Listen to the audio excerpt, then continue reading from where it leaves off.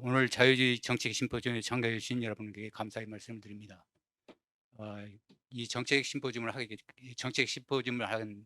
그 취지를 말씀드리기 전에 간단히 그 자유주의 학회에 관해서 좀 간략하게 설명을 드리겠습니다. 원래 2016년에 이게 자유주의 이 학회가 설립되었습니다. 그런데 그 이후로는 겨우 원래 포럼으로 쭉 채우다가 2021년도부터 이게 사단 법인으로 이제 법인 승격이 되고, 그래서 그때부터 이제 전격적으로 시작을 했습니다. 오늘 심포지엄은 이제 2021년, 2020년 작년도에는 하지 못했는데 2021년도에 이어서 1차의 그 자유주의 정책 심포지엄을 개최를 했었습니다. 그리고 2021년도에 그 자유주의와 관련된 정책 심포지엄이 있었고, 그 다음에 2021년도에 뭐가 있었느냐면 두 번째로 자유주의 아카데미, 자유 아카데미를 했습니다. 그때 인원수가 한 50명을 가리켰는데 그게 지난해까지 한 3회에 걸쳐서 했습니다. 그 다음에 이어서 했던 것이 뭐냐면 그 한국경제학회 공동학술대회가 있습니다. 그 2021년부터 참석을 했습니다. 한국 공동학술대회 아시죠? 한국경제학회 공동학술대회 작년도에 2차까지 했는데 뭐 계속 그 참여를 할 겁니다. 그 다음에 또 뭘 했느냐면 뭐죠? 하이에크 아카데미, 하이에크 연구회를 이쪽에서 인수를 했습니다. 원래 하이에크 소사이어티가 제가 초대 회장이었는데 그게 지금 학회가 있다가 학회를 이름을 명칭을 바꾸고, 그래서 그러면 명칭을 우리한테 달라고 해가지고 지금 그 하이에크 소사이어티 전신 참 하이에크 소사이어티를 이후에 했던 그 학회가 뭐냐면 뭐죠? 어, 뭐죠? 시장경제학회 명칭을 변경을 시켰습니다. 그러다가 그 명칭을 한국 하이에크 소사이어티 그거를 여기서 1차 심포지엄을 작년 21년도에 했습니다. 그런데 금년도에 했던 것이 또 뭐가 있느냐면 300주년이죠. 아담 스미스 300주년 기념 심포지엄, 아담 스미스 탄생 300주년 기념 심포지엄을 한국경제신문사하고 공동으로 학술대회를 했습니다. 그런데 오늘 여러분들하고 모신 거는 그 2021년도에 제1회 자유주의 정책 심포지엄을 개최한 이후 금년 두 번째 정책 심포지엄을 개최하게 되었습니다. 오늘 사회를 맡아주신 두 분, 그러니까 이승훈 교수님, 그리고 그다음에 그 자유기업원의 최승로 박사님, 최승로 원장님 두 분께 감사의 말씀을 드립니다. 이어서 토론을 발제를 해주실 조성봉 교수님, 그 다음에 황재훈 변호사님 두 분께 또한 감사의 말씀드립니다.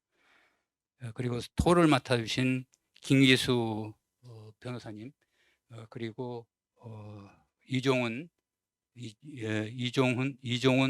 박사님 두 분께 다시 한번 감사를 말씀드립니다. 그 다음에 오늘 특히 장소를 허락해 주신 자유기업원에도 감사의 말씀을 빼놓을 수 없습니다. 본학회의 사단법인으로 등록된 후 2021년도 제1회 자유주의 정책 심포지엄을 개최한 이후 지금 두 번째 정책 심포지엄을 개최하게 되었습니다. 그때 2021년도에 했던 그 주제가 뭐냐면 카오스의 대한민국 자유주의에서 길을 찾다라는 거대 담론의 주제로 정책 심포지엄을 개최했었습니다. 그때 자유의 가치를 다시 찾아야 한다는 것이 심포지엄의 취지였습니다.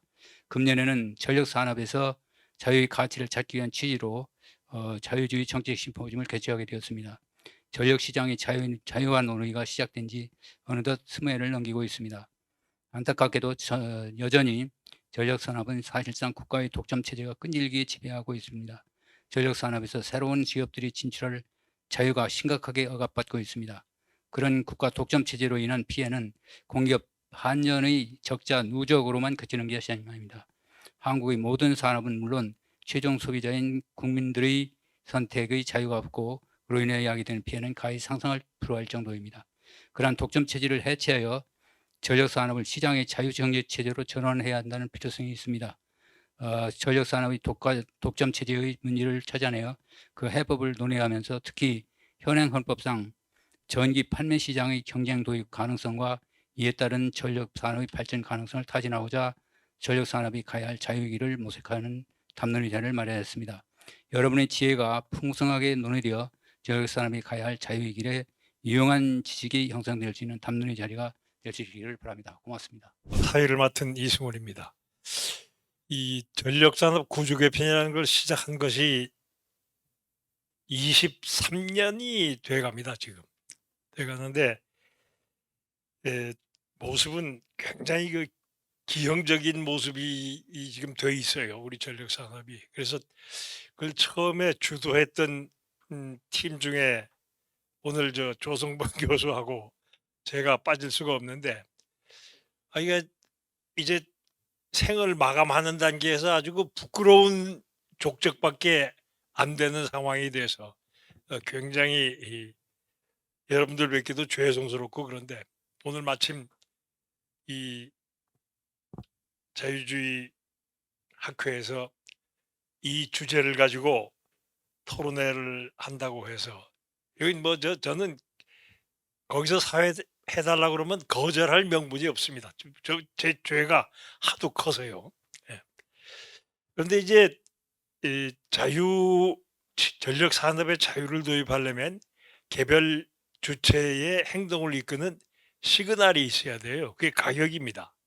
그 가격은 일반 상품처럼 전력 시장에서 시그널 역할을 제대로 할 수가 없을 거다라는 게 보통 사람의 생각이었는데, 이것이 이제 정보화 디지털 기술이 발달하면서 이게 가능해져서, 아마 오늘 두 번째 발제하시는 황지원 변호사님께서 판매 사업자를 얘기하실 때 잘 소개를 하실 거라고 생각합니다만은, 지금 현재 독점 산업으로 유지해야 한다는 전통적 생각이 이제는 더 이상 맞지 않는 시기가 됐고, 거기에 대해서 아마 첫 번째 발제자 조성범 교수가 발표를 해 주실 거고, 그다음에 구체적으로 그럼 경쟁인데, 경쟁을 각 개인의 주체에게 의사결정을 맡기고 경쟁을 할 때는 정확한 시그널이 제일 중요합니다. 이거를 어떻게 보완하느냐 하는 것이 이제 판매 사업입니다. 소위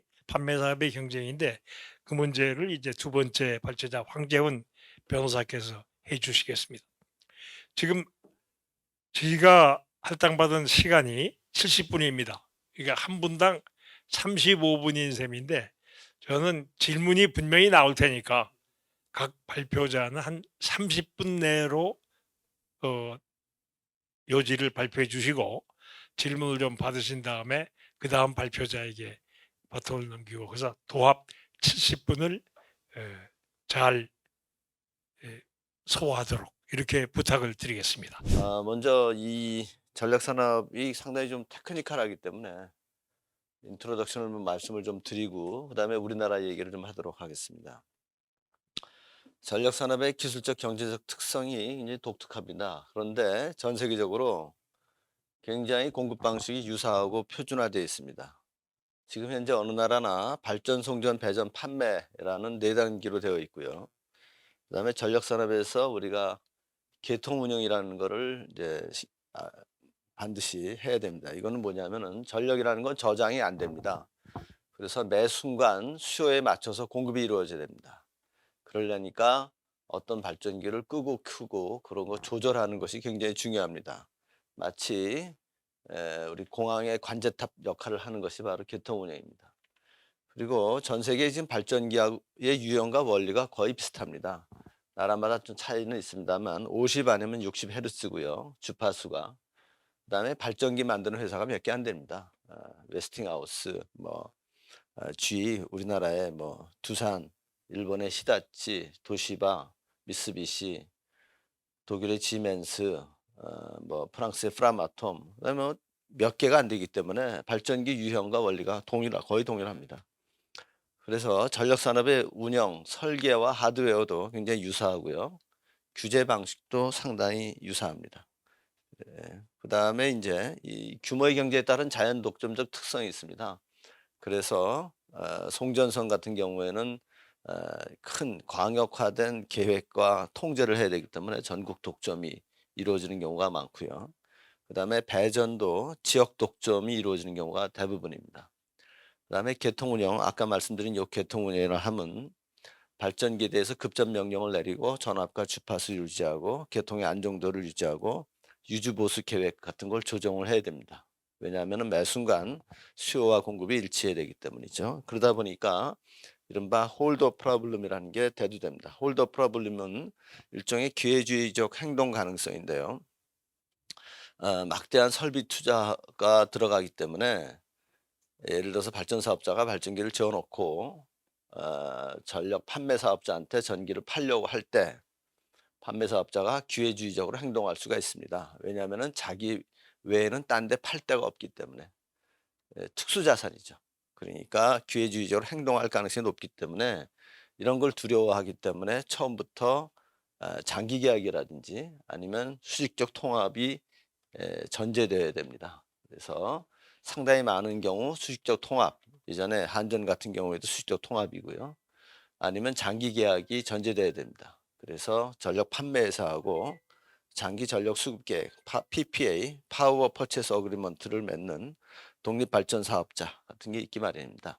이와 같은 거는 뭐 에너지 산업에서는 뭐 석탄 발전사하고 인근 탄광 장기 계약이라든지 그다음에 우리나라 같은 경우에는 뭐 아부다비 국영 석유 투자 회사가 현대 오일뱅크에 지분을 보유한다든지 하는 것도 바로 이러한 특성의 일환이라고 하겠습니다.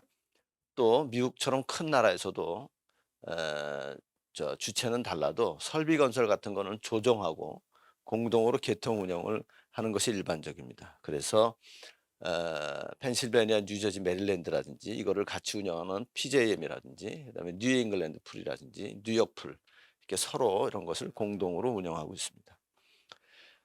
전력 산업의 히스토리를 말씀드리면 1세대, 2세대, 3세대 이렇게 말씀드릴 수가 있겠습니다. 1세대는요. 지역에 근거한 전력 산업입니다. 여기서는 특징이요. 굉장히 소규모입니다. 그러니까 작은 동네에서 발전기를 가지고 돌린 다음에 이거를 아주 작은 지역에 공급하는 겁니다. 그래서 여기선 송전 개념이 없습니다. 발전, 배전, 판매입니다. 구태 예를 들자면 여기 뭐 국회의사당쯤에 물레방아를 하나 가지고 수력 발전기를 하나 걸어다 놓고 이 여의도 동에 전등용 수요를 만족시킬 만한 정도의 배전을 하고 그다음에 판매한다 이렇게 생각하시면 됩니다. 그게 이제 1세대입니다. 그래서 특정 도시나 지역 인근에 소형 수력이나 이제 화력 발전소를 건설하고 여기서 생산된 전력을 이제 수요처에서 공급하고 소비했습니다. 이거는 이제 지역별로 따로따로 돼 있었습니다. 그러니까 여기 있는 전력 회사하고 저희 뭐 상도동에 있는 전력 회사하고 종로에 있는 전력 회사하고 완전히 별개입니다. 1898년에 우리나라 최초로 한성전기가 설립되었고 그때 우리나라 1910년에서 30년 사이에 전기 사업체가 수십 개가 있었습니다. 그때 뭐 전력 수요가 뭐 얼마나 있었겠습니까? 전기 쓰는 사람도 없고 등도 별로 없었음에도 불구하고 수십 개 있었다는 얘기는 굉장히 소규모요. 중소업체라는 걸 말씀하고 있습니다. 그러다가 이제 2세대 전력 산업이 나타나는데요. 이거는 송전 기술이 발전됩니다. 에디슨 제자였던 테슬라가 에디슨하고 서로 고압 전류를 멀리 보내는 기술에 대해서 서로 다툼이 있었습니다. 에디슨은 직류를 원했고요. 테슬라는 교류를 하는 게 좋다 그래가지고 그 한참 여러 가지로 공방이 있었는데 결국은 많은 당시 엔지니어들이라든지 여러 사람들이 이건 교류가 낫다. 그래서 이 교류로 이제 표준화됐습니다. 이런 걸 잘 보시려면 몇 년 전에 나왔던 커런트 워라는 영화가 있습니다. 그거 보시면 잘 나와 있습니다. 그러다 보니까 이때 작은 전력 회사들이 송전으로 다 연결이 됩니다. 그러다 보니까 전 세계적인 전력 산업이 합병화, 그다음에 수직적 통합화 바람이 일게 됩니다. 우리나라 수십 개 있었던 전기 사업체가 1943년에는요. 국영 독점 발송전 회사인 조선전업, 한전 전신이죠. 남선, 경성, 서선, 북선 등 지역 배전 회사로 통폐합됩니다. 미국에서도요. 수천 개의 회사가요. 불과 수십 개로 줄어들게 됩니다. 그리고 이때부터 자연 독점 규제가 정형화됩니다. 그래서 공익산업이 규제되고 공기업을 통한 운영, 이 두 유형이 나타납니다. 요거는 나중에 좀 말씀을 드려야 될 텐데요. 미국 같은 경우에는 대부분 민간 회사가 전력을 운영했습니다. 그렇지만 규제를 정부가 했기 때문에 이런 방식을 우리가 공익산업 규제, 유틸리티 레귤레이션이라고 합니다. 그러나 이제 다른 나라에서는 특히 2차 세계대전 이후에 나타난 신생국에서는 우리나라처럼 전력 산업을 운영할 만한 민간 사업자가 나올 수가 없습니다. 왜냐하면 엄청난 자본과 대규모 설비를 이제 운영할 만한 그런 사업자가 없었던 단계죠. 예. 우리나라도 해방 이후에 이병철 씨가 뭐 정미소 할 때인데 그걸 누가 전력 산업을 운영할 만한 자본력이라든지 그런 능력이 있었겠습니까? 그래서 할 수 없이 정부가 직접 하는 수밖에 없었죠. 그래서 공기업을 통한 운영이 일어날 수밖에 없었습니다. 제3세대는요, 1980년대부터 발달되기 시작했던 IT 기술이 전력의 시장 거래 방식을 도입하게 됐습니다. 그래서 전력 거래 방식 변화가 전 세계로 확산됐습니다. 그래서 도매 경쟁에서는 발전과 배전 판매 부분에 경쟁 도입이 있게 됐고요. 소매에서는 소비자와 발전 사업자 간의 직접 거래, 판매 사업자 간 경쟁 이런 것이 나타나게 됐고, 그다음에 전력 산업의 민영화, 그다음에 이제 여러 가지 파생 상품도 나타나게 되겠습니다. 여기서 가장 큰 특징은요. IT 기술이 발전되니까 그전에는 전화로 급전 명령 내리고 뭐 하던 것을 이제는 실시간으로 또는 그 전날에 약속된 시간에 접수된 입찰 방식에 의해서 발전기를 돌리고 또 급전을 내리고 명령을 내리고 하는 것이 가능해졌다는 말입니다. 그러다 보니까 이제 전 세계적으로 전력 거래소가 개설되게 됐습니다. 유럽, 북미, 남미 이렇게 많은 바람이 일게 됐습니다. 그리고 전력의 시장 거래 방식이 이제 많이 바뀌게 됐습니다. IT 기술이 발전되다 보니까 이른바 시장 운영이라는 게 도입됐습니다. 이게 이제 계절별, 일별, 시간대별 수요 예측이 굉장히 정확해지게 되니까, 그리고 이게 매일 반복되니까 이제 언제쯤 수요가 올라갈지 떨어질지를 다 이제 정형화됐으니까 예측할 수가 있습니다. 거기에 대비해서 발전기를 다 준비시킬 수가 있고요. 그리고 거래량을 실시간으로 계측하는 게 됐습니다. 이거는 이제 계량기가 좋아졌습니다. 전자식 계량기라든지 대용량 계량기라는 것이 발명되었고요. 그리고 균형 가격을 산정해서 이걸 가지고 이제 컴퓨터 기록이 다 있으니까 수입과 지출을 정산해서 다 할 수가 있게 되었습니다. 그러다 보니까 저가로 입찰한 발전기 순서대로 급전 지시를 할 수가 있게 됐습니다. 그래서 이걸 우리가 경제급전이라고 그러죠. 물론 여기에는 송전 혼잡, 즉 고속도로 같은 것이 막혀서 못 오는 경우는 제외하고 가까운 데서 비싸더라도 할 수 없이 써야 되는 발전기 같은 경우도 다 고려할 수가 있게 됐습니다. 이거 외에 이제 보완적 시장 이런 것이 있는데 좀 테크니컬하긴 하지만 잠깐 말씀을 드리면요. 전력 같은 경우에는 이 주파수와 전압을 유지하는 것이 굉장히 중요합니다. 그래서 이 보조 서비스라는 것이 굉장히 중요한데, 예를 들어서 지금 여름철 지금 같은 경우 갑자기 뭐 원자력 발전소가 하나 다운된다든지 할 경우에는 주파수가 출렁거립니다. 그때는 다른 발전기를 빨리 투입을 해야 되는데, 그런 모든 것을 조정하고 대비하고 하는 것 자체가 이런 걸 우리가 보조 서비스라고 그럽니다. 그다음에 전력이라는 거는 이 설비 자체가 항상 준비되어 있어야 되기 때문에, 그리고 장기적으로 이런 것을 미리 고려하고 고민해야 되기 때문에 이거를 용량 시장이라 그래서 설비 용량을 거래하는 시장도 나타나고 있습니다. 자, 이렇게 전력의 시장 거래 방식이 확산되다 보니까 어떤 것이 나타났냐면요. 시장 거래 자체가 번들이 아니라 다시 언번들된다. 여러 단계로 여러 개로 나눠지게 됐습니다. 이건 코즈의 이론에 의하면은 시장에서의 거래 비용이 작아지면 기업의 내부 거래가 감소하고 기업의 규모가 줄어들게 된다는 관련이 있는데요. 즉 시장에서 거래하는 비용이 현저하게 줄어드는 것입니다. 전력 시장에서. 왜냐하면은 IT 기술의 발달로.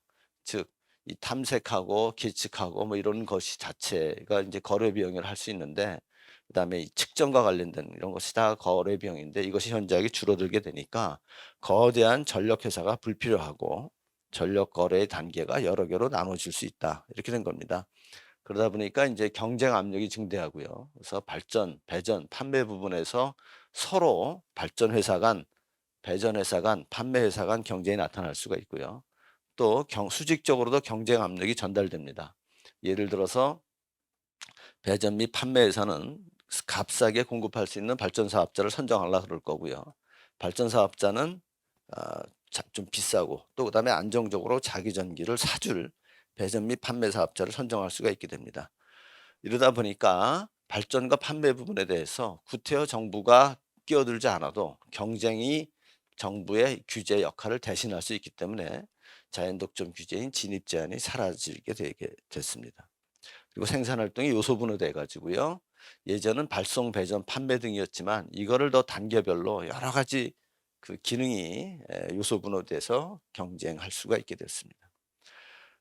기업의 내부 거래가 시장에서의 이제 거래로 전환됨에 따라 전체적인 거래 비용은 증가하지만 효율성은 증대하게 되는 그런 현상이 나타나게 됐습니다. 자, 그래서 전력 산업의 경쟁 도입의 효과는 전반적으로 이제 물론 수평적 경쟁에 따른 불공정 경쟁 행위 가능성도 있고 또 규제의 필요성도 있지만 전반적으로는 비용 절감 유인이 증가하고 또 전기요금이 하락하는 그런 경우도 있었습니다. 그런 경우가 일반적입니다. 물론 이제 이 설계를 잘못해서 전기요금이 폭등하는 2000년의 캘리포니아 사태라든지 1998년에 미국 중소부 사태가 있던 경우도 있습니다. 전력 공급 서비스가 향상되고 소비자 선택권이 확대되고 전력 공급의 안정성이 제고된다는 것이 일반적인 현상이라고 알고 있습니다. 자, 그럼 우리나라 전력 산업의 개혁 어떻게 이것이 도입됐는지를 말씀드리도록 하겠습니다. 여기에 대한 이제 뒷이야기라든지 배경 같은 경우는 나중에 이제 토론 시간에 좀 말씀을 많이 드리도록 하겠습니다. 구조 개편 이전에는 한전이 대부분을 다 수직적으로 독점 체제로 갖고 있었습니다. 발송, 배전, 판매까지요. 물론 민자발전회사가 조금 있어서 한전의 도매로 전기를 판매하고 있었습니다. 왜 한전과 같은 공기업이 있었느냐?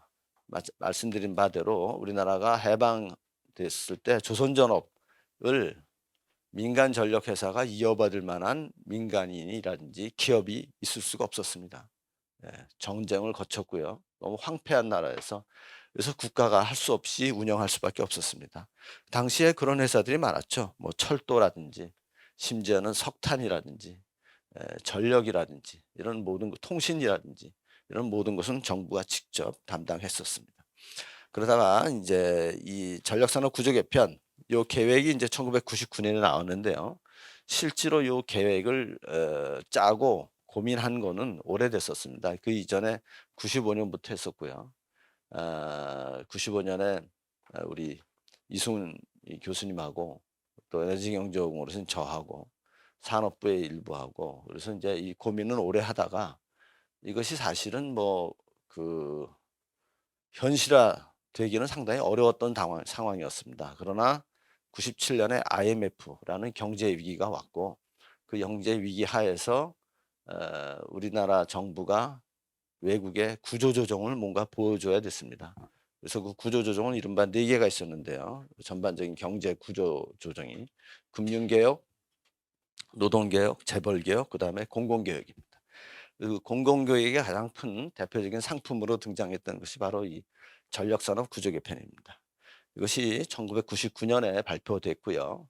10년을 계획, 10년을 이제 계획 스팬으로 잡아서 제시됐습니다. 그래서 출발은 이렇게 하고 그다음에 바로 발전 경쟁 단계를 거쳐서 즉 한전의 발전을 한전으로부터 떼내고 그거를 여러 개로 쪼갠 다음에 이거를 입찰로 판매해서 이제 한전이 송전과 배전과 판매를 해서 소비자한테 한다. 그래서 이거는 발전 경쟁 단계입니다. 그리고 곧이어 몇 년이 지나면 배전 회사를 여러 개 쪼개서 양방향에서 입찰하는 거죠. 이쪽에서는 사겠다고 입찰하고 이쪽에서는 팔겠다고 입찰해서 이른바 양방향 입찰, 투웨이 비딩 풀을 만들고 그리고 일부 대규모 소비자한테는 발전회사가 직거래하고 그다음에 나중에는 소비자가 직접 발전회사로부터 살 수도 있는, 물론 배전회사라든지 판매회사로 살 수가 있는 이런 소매 경쟁 단계까지도 계획이 돼 있었습니다. 그리고 요 발전회사도 민영화 계획이 다 여기에 담겨 있었습니다. 왜 이런 계획을 짰냐면요. 이 계획을 그 당시에 저희가 이제 참조했던 나라는 영국입니다. 왜냐하면요. 이와 같은 계획을 우리가 이른바 빅뱅, 한 방에 팍 쪼개는 방식입니다. 어떤 산업 구조를 개편할 때 이른바 두 가지 방식이 있습니다. 하나는 빅뱅이고요. 그러니까 산업 구조를 일시에 쪼개서 가져가는 방식입니다. 두 번째 방식은요. 기존의 것을 그대로 두고 문만 열어 놓는 것입니다. 그러면은 자유화하는 거죠. 이런 것은 우리가 빅뱅 방식입니다. 그 당시에 전력 산업의 경우 빅뱅 방식을 택한 나라는 유일하게 영국입니다.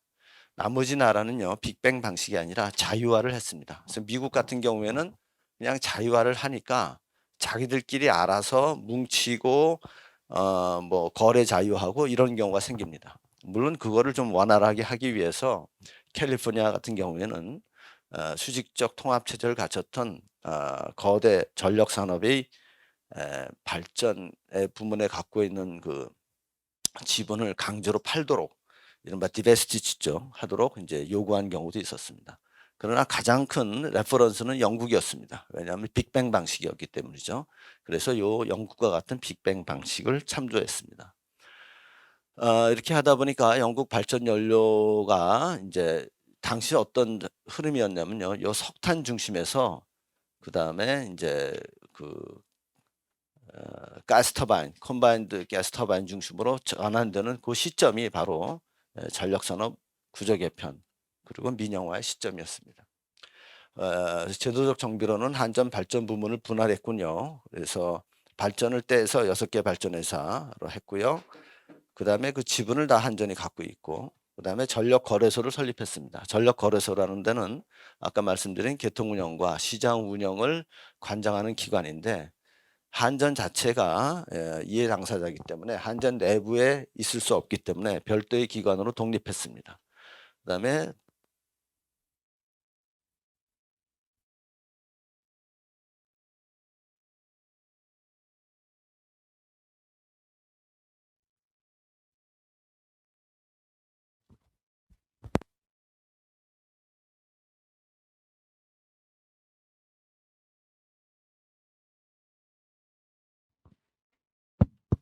규제 기관으로 전기위원회가 설립됐습니다.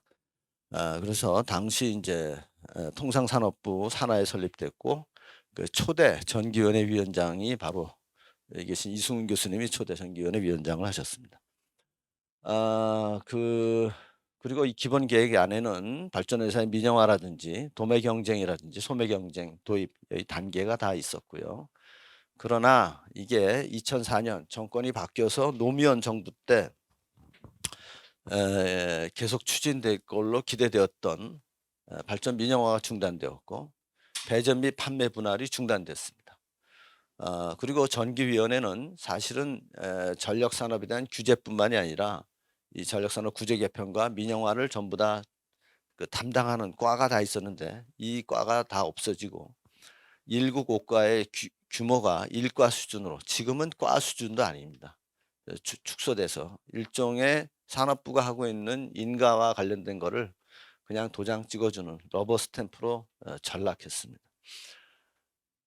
당시 이제 1990년과 비교했을 때 이런 소비자들한테 공급권이 없었던 나라들이 대부분이었는데, 2003년에는 이처럼 여기 있던 나라들이 다 이렇게 변화됩니다. 그래서 소비자들에게 선택권이 나뉘어지지만,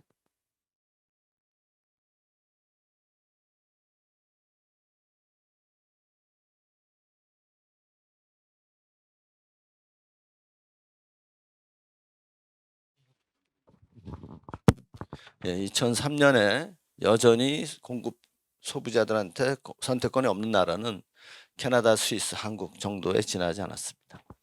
자, 그 다음에 전력 거래소라는 걸 만들어 가지고 전력 시장을 만들었는데, 말씀드린 대로 공급자가 입찰을 하고 그다음에 이거를 이제 어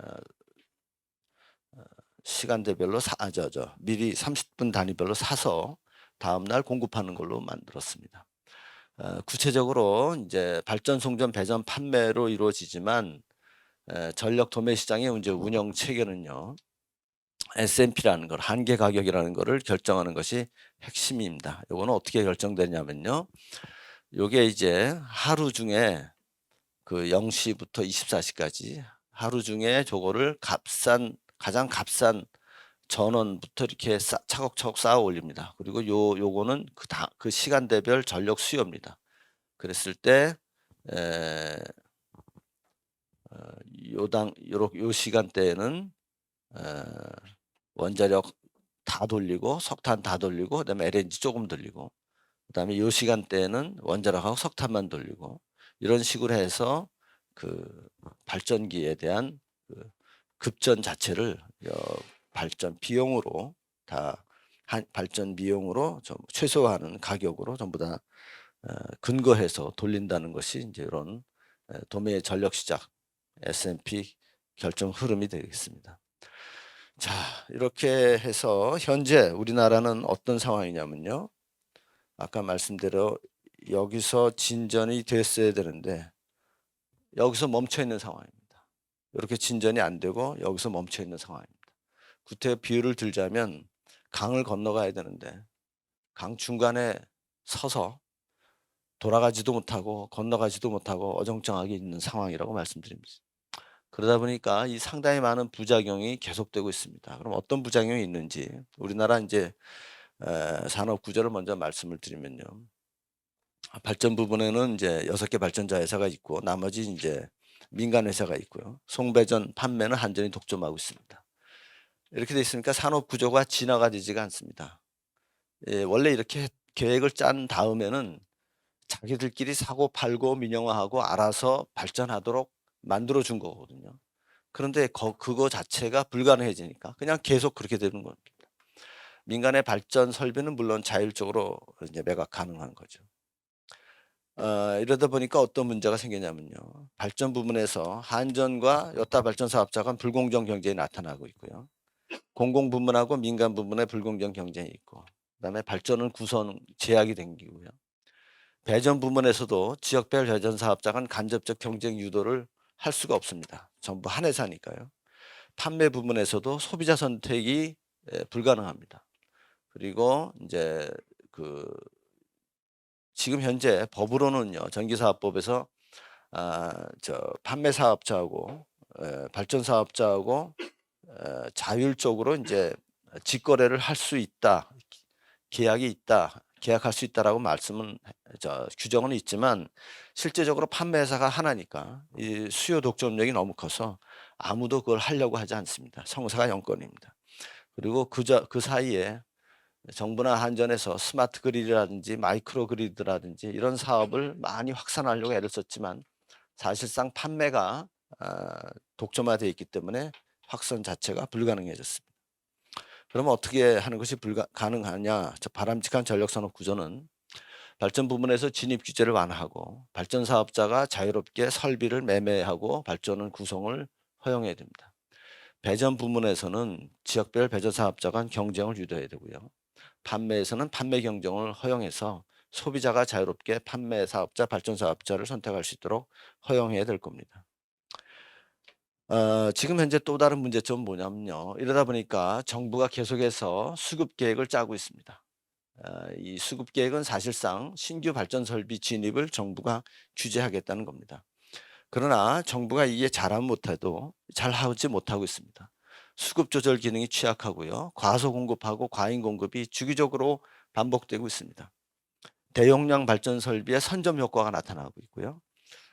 와스프라고 있습니다. 이게 이제 전원 계획에서 이거 쌓는 건데 원전하고 유연탄 발전소처럼 대용량 발전소의 선점 효과가 있기 때문에 사실은 전력수급 기본 계획을 법에 만든 게 1989년이고 이게 원자력을 안정적으로 짓기 위해서 만든 계획입니다.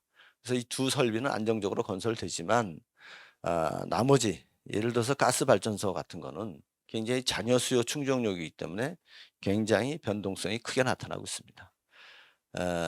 인제 이게 예를 들어서 미국의 발전량 구성이라면 요게 계획 시점입니다. 2011년. 계획 시점에서 미래의 과거의 여러 가지 사건과 뭐 문제점으로 인해서 이게 흔들리거든요. 그리고 미래는 인제 예측하는 거기 때문에 이렇게 나오지만 이렇다 하더라도 한 가지 특징은 굉장히 안정적인 전원 구성을 유지하고 있습니다. 이게 제대로 안 돼 있네요. 혹시 여러분 자료에 보시면 나오시겠지만 그러나 우리나라 같은 경우에는 네 자료에는 나와 있는데 우리나라 같은 경우에는 계획 시점 이후에 이런 것이 제대로 안정적으로 전원 구성이 이루어지지 않고 있습니다. 가장 대표적으로 전력 수급 계획 같은 데 LNG 발전소 가동률을 보면요. LNG 발전소를 많이 짓긴 하지만 가동률 자체가 이렇게 떨어집니다. 떨어지기 때문에 장기적으로 수익성이 현저하게 나타나지 않는 그런 문제점이 있습니다. 전력 소요 예측이 정확성이 굉장히 떨어지고요. 그리고 발전원별 에너지 사용 추세에 대한 자연적인 흐름을 중요시해야 되는데 그게 잘 안 되고 있습니다.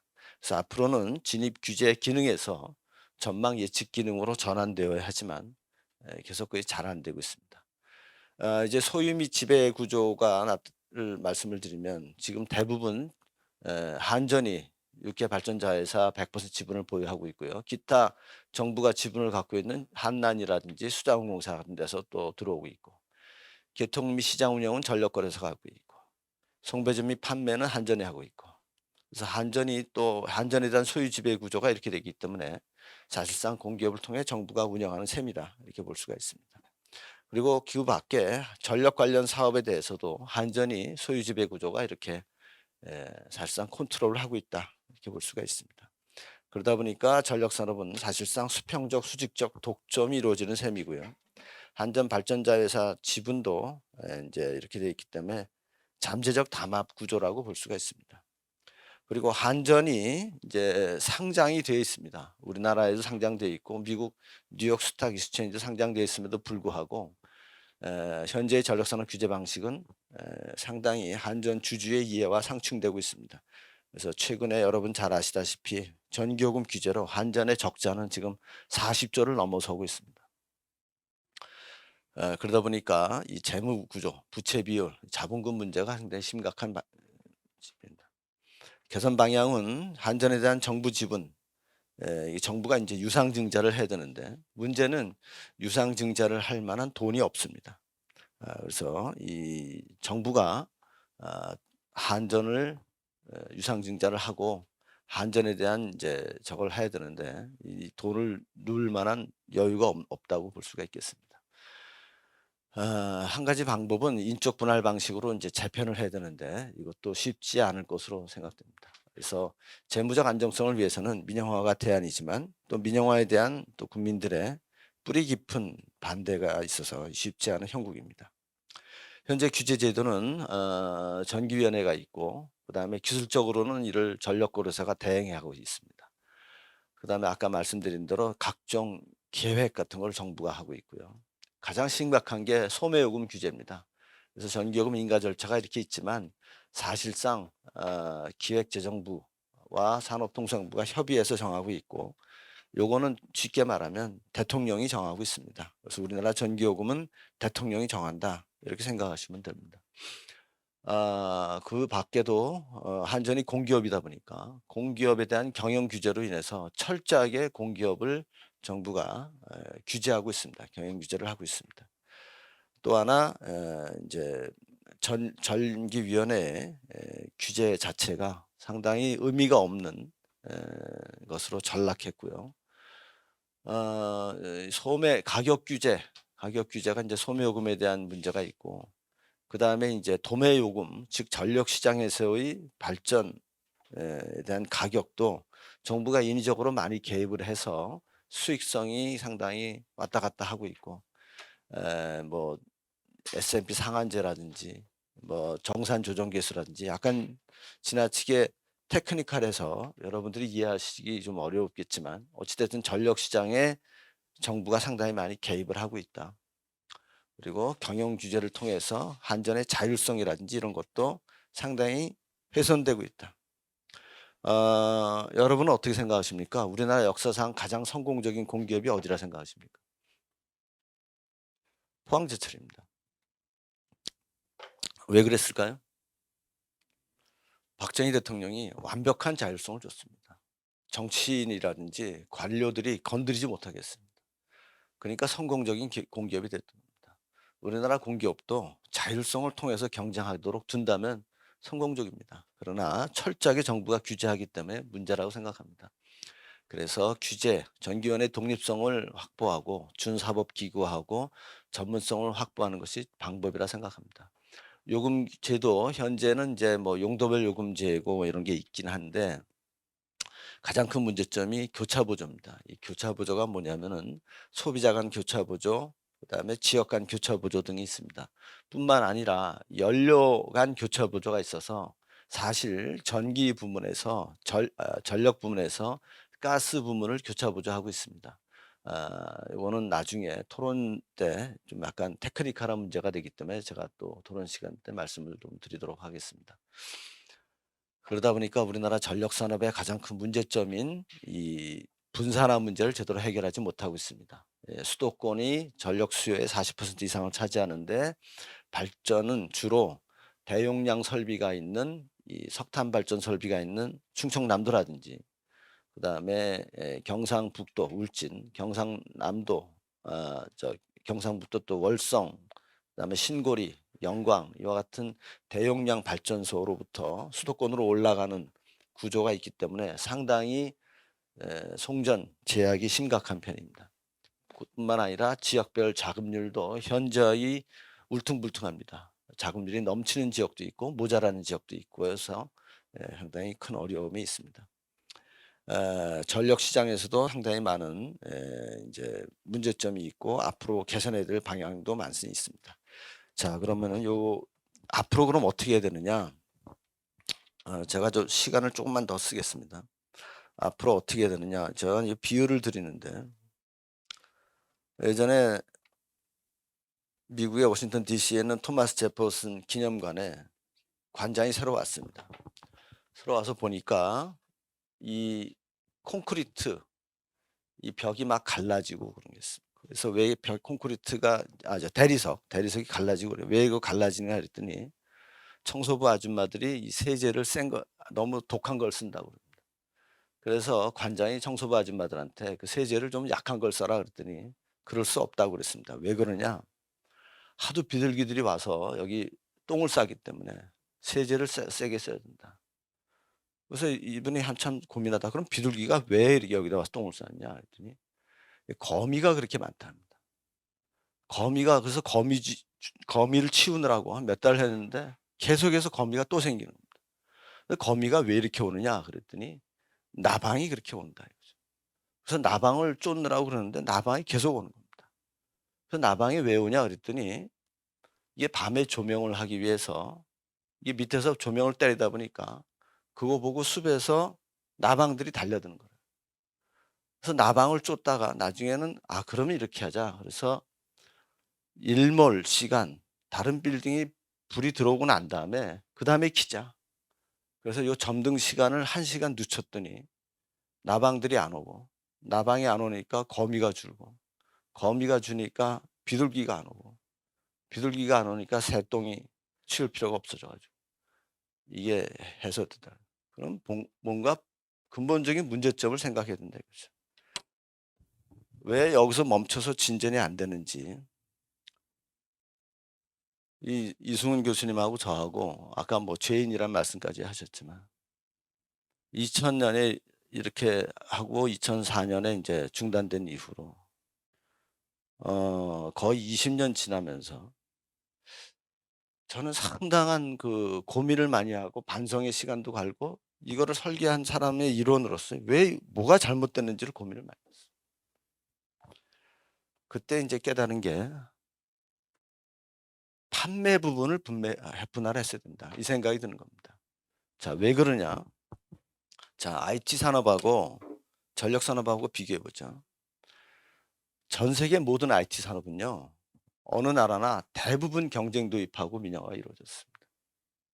이게 왜냐면요, IT 쪽은요, 기술 개발이 소비자에서 가까운 데서 왔어요. 삐삐, 인터넷, PC, 핸드폰, 스마트폰.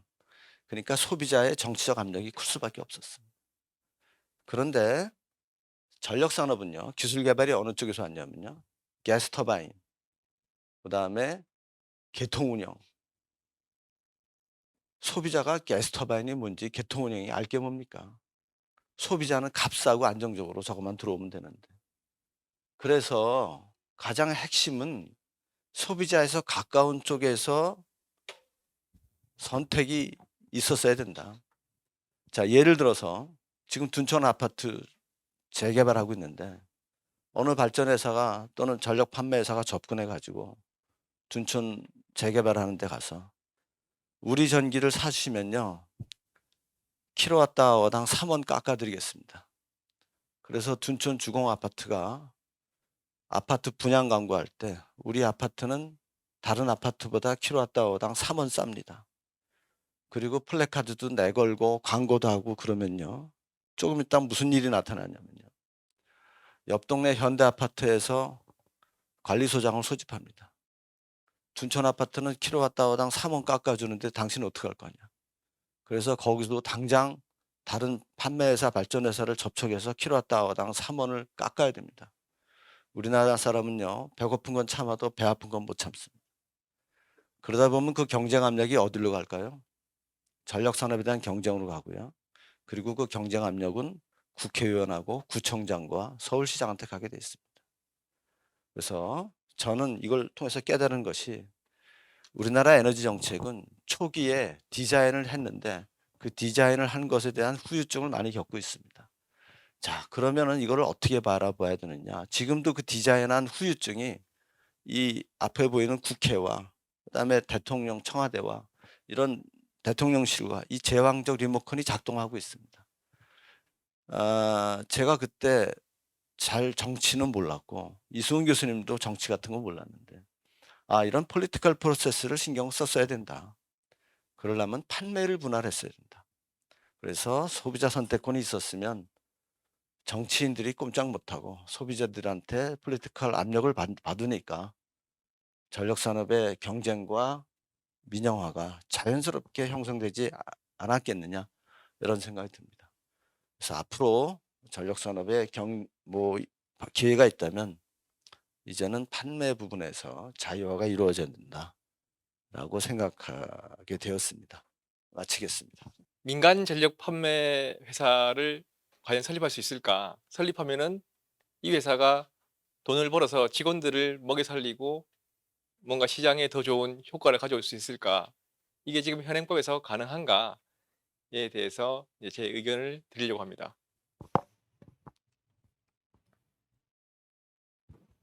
예. 그 최근에 국민들로부터 뜨거운 지지를 받고 있는 그 TV 요금을 분리 징수하는 현황입니다. 왜 국민들은 그 TV 수신료를 분리해서 징수하니까 좋아할까요? 예? 아니 징수를 TV가 있으면 돈은 내긴 내야 되지 않습니까? 예. 뭐 KBS를 안 볼 수도 있지만 예. 예. 뭐 다양한 의견이 있을 수 있습니다. 그럼 과연 사회적으로 봤을 때 TV 수신료를 분리 징수하는 게 싼가? 효율적인가? 저는 먼저 그 생각을 해봤습니다. 왜 한국전력이 어차피 돈을 징수하는 바람에 같이 KBS 돈도 받아주면은 더 싼 게 아닐까? 왜 굳이 이거를 떼어냈을까? 먼저 그 생각을 먼저 했습니다. 그러니까 그러니까 당연히 그 소비자들은 선택권을 가지고 자유를 가지겠죠. 근데 아시다시피 자유는 공짜는 아니죠, 그죠? 그래서 처음에 저는 생각한 게 이게 비효율적일 수도 있겠다 싶었는데 또 가만히 생각하니까 왜 굳이 한국전력이랑 KBS가 붙어야 되는가? 뭐 KT랑도 할 수 있고 SK랑도 할 수 있는데 왜 한국전력이랑 할까?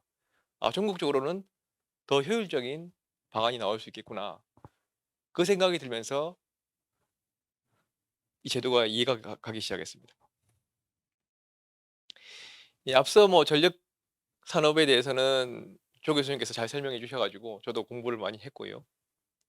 뭐 이런 히스토리가 있었습니다.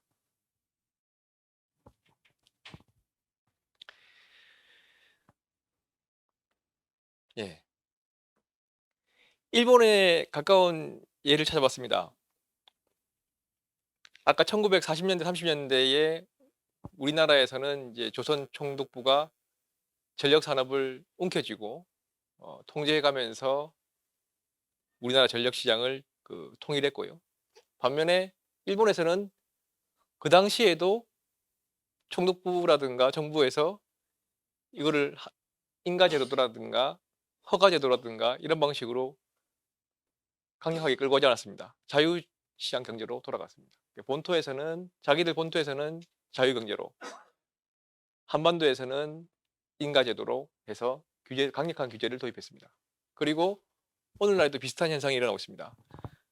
한국전력이 독점을 계속 이어가고 있는데도 반면에 일본 시장에서는 지금 수백 개의 판매회사가 도입되어서요. 인터넷 회사랑 같이 전기가 판매되기도 하고요. 소프트뱅크 같이요. 통신회사랑 같이 판매되기도 하고 뭐 기타 여러 가지 B2C 하는 업체들하고 전기 판매회사가 콜라보를 해서 다양한 상품을 소비자들한테 제공하고 있습니다. 유명하신 분이죠. 태양광을 10곳 더 짓고 8개 더 짓겠다. 이분이 에너지 사업도 같이 하고 있습니다.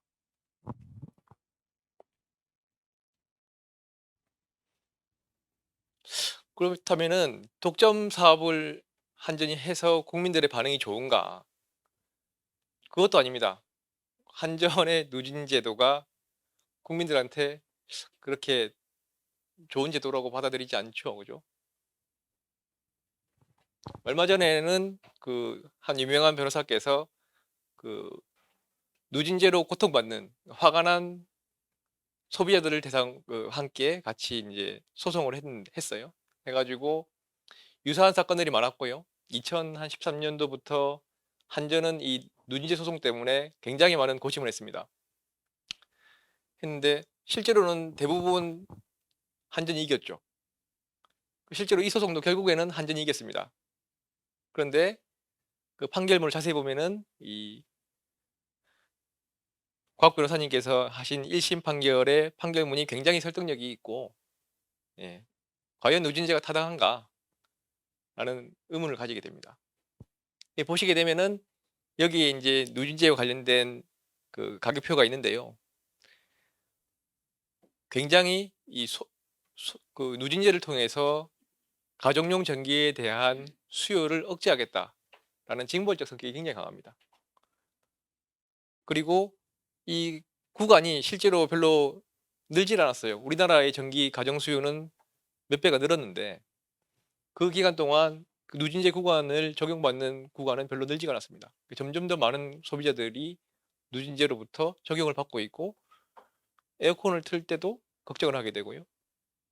겨울에 전기 난방을 해도 걱정을 하게 됩니다.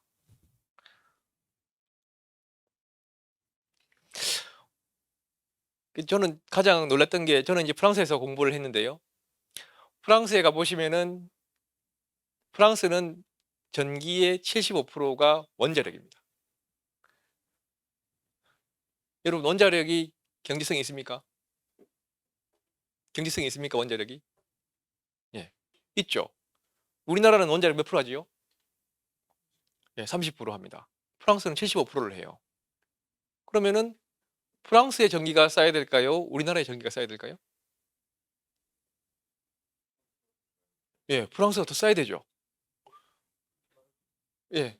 저는 당연히 프랑스가 더 싸다고 생각을 하고 유학생활을 했는데 어느 날 집주인한테 전화가 왔습니다. 제가 이제 아침마다 커피를 끓여서 라디에이터에 올려놓고 이제 하루 종일 이제 라디에이터를 돌려가면서 따뜻한 커피를 마시고 이제 겨울에도 창문을 열어놓고 이제 있으니까 전화가 왔습니다. 월세보다 전기세가 많이 나왔다는 거예요. 아니, 아니 여기 프랑스는 원자력 하니까 전기 싼 거 아니냐? 그냥 좀 전기 더 써도 되지 않느냐? 했더니 아니다. 자기가 한국 살아봤는데 한국 전기가 더 싸다는 겁니다. 실제로 더 비싸요. 어? 다른 나라에 비해서 싸죠. 싼데 아니 저는 이제 원자력 전기가 제일 싸다고 배웠는데 아니 어떻게 한전이 더 싸게 할까? 고민을 해보니까 아 우리나라는 다른 곳에서 이제 비용을 아끼는 겁니다. 그 비용을 아끼는 데를 자세히 보면은 이런 분쟁들이 발생해요. 공권력이라는 이름으로, 공익이라는 이름으로 누구의 손해를 감수합니까? 주민들하고 토지주의 손해를 바탕으로 공익이라는 이름으로 우리는 싼 전기를 쓰고 있는 겁니다. 그런데도 한국전력이 지금 40조의 적자가 나고 있습니다.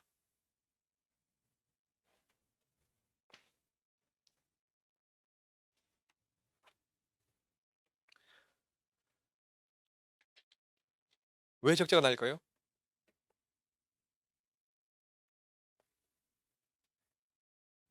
예.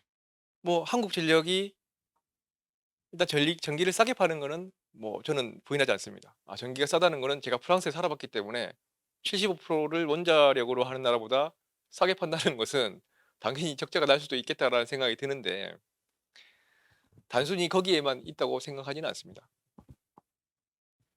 다양한 방식으로 통제가 잘 안 되고 있습니다.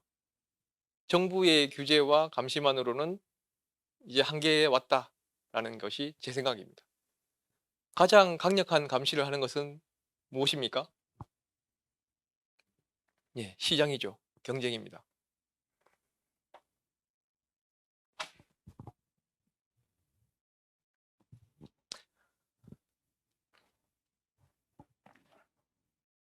예, 아까 우리나라가 보고 배웠다는 영국 전력 시장의 변천이고요. 일본도 전력 섬유 영업을 이제 지침을 개정해서 활발히 도입하고 있습니다. 그런 내용들은 발표문에 잘 정리했고요. 프랑스도 그렇고 영국도 그렇고 일본도 그렇고 웬만한 나라들은 거의 다 판매도 자유화가 도입되었습니다. 이만큼 많은 판매사들이 있습니다. 더 많죠. 예. 그럼 과연 전력 판매 시장의 한전 독점이 깨진다라는 막 기사들이 나기 시작합니다. 뭐 구역 전기 판매 사업자, 재생에너지 판매 사업자가 직접 판매도 하고요. 부분적으로 판매가 이루어지고는 있는데 비싼 전기잖아요. 잘 안 팔릴 겁니다. 한전이 동의하는 개방은 이런 곳이죠. 살아남을 수 없는 분야. 자기가 충분히 컨트롤할 수 있는 판매 사업자. 거기에 대해서는 한전은 동의합니다. 그래서 어떤 정치 세력들에서는 민영화를 반대하기도 합니다.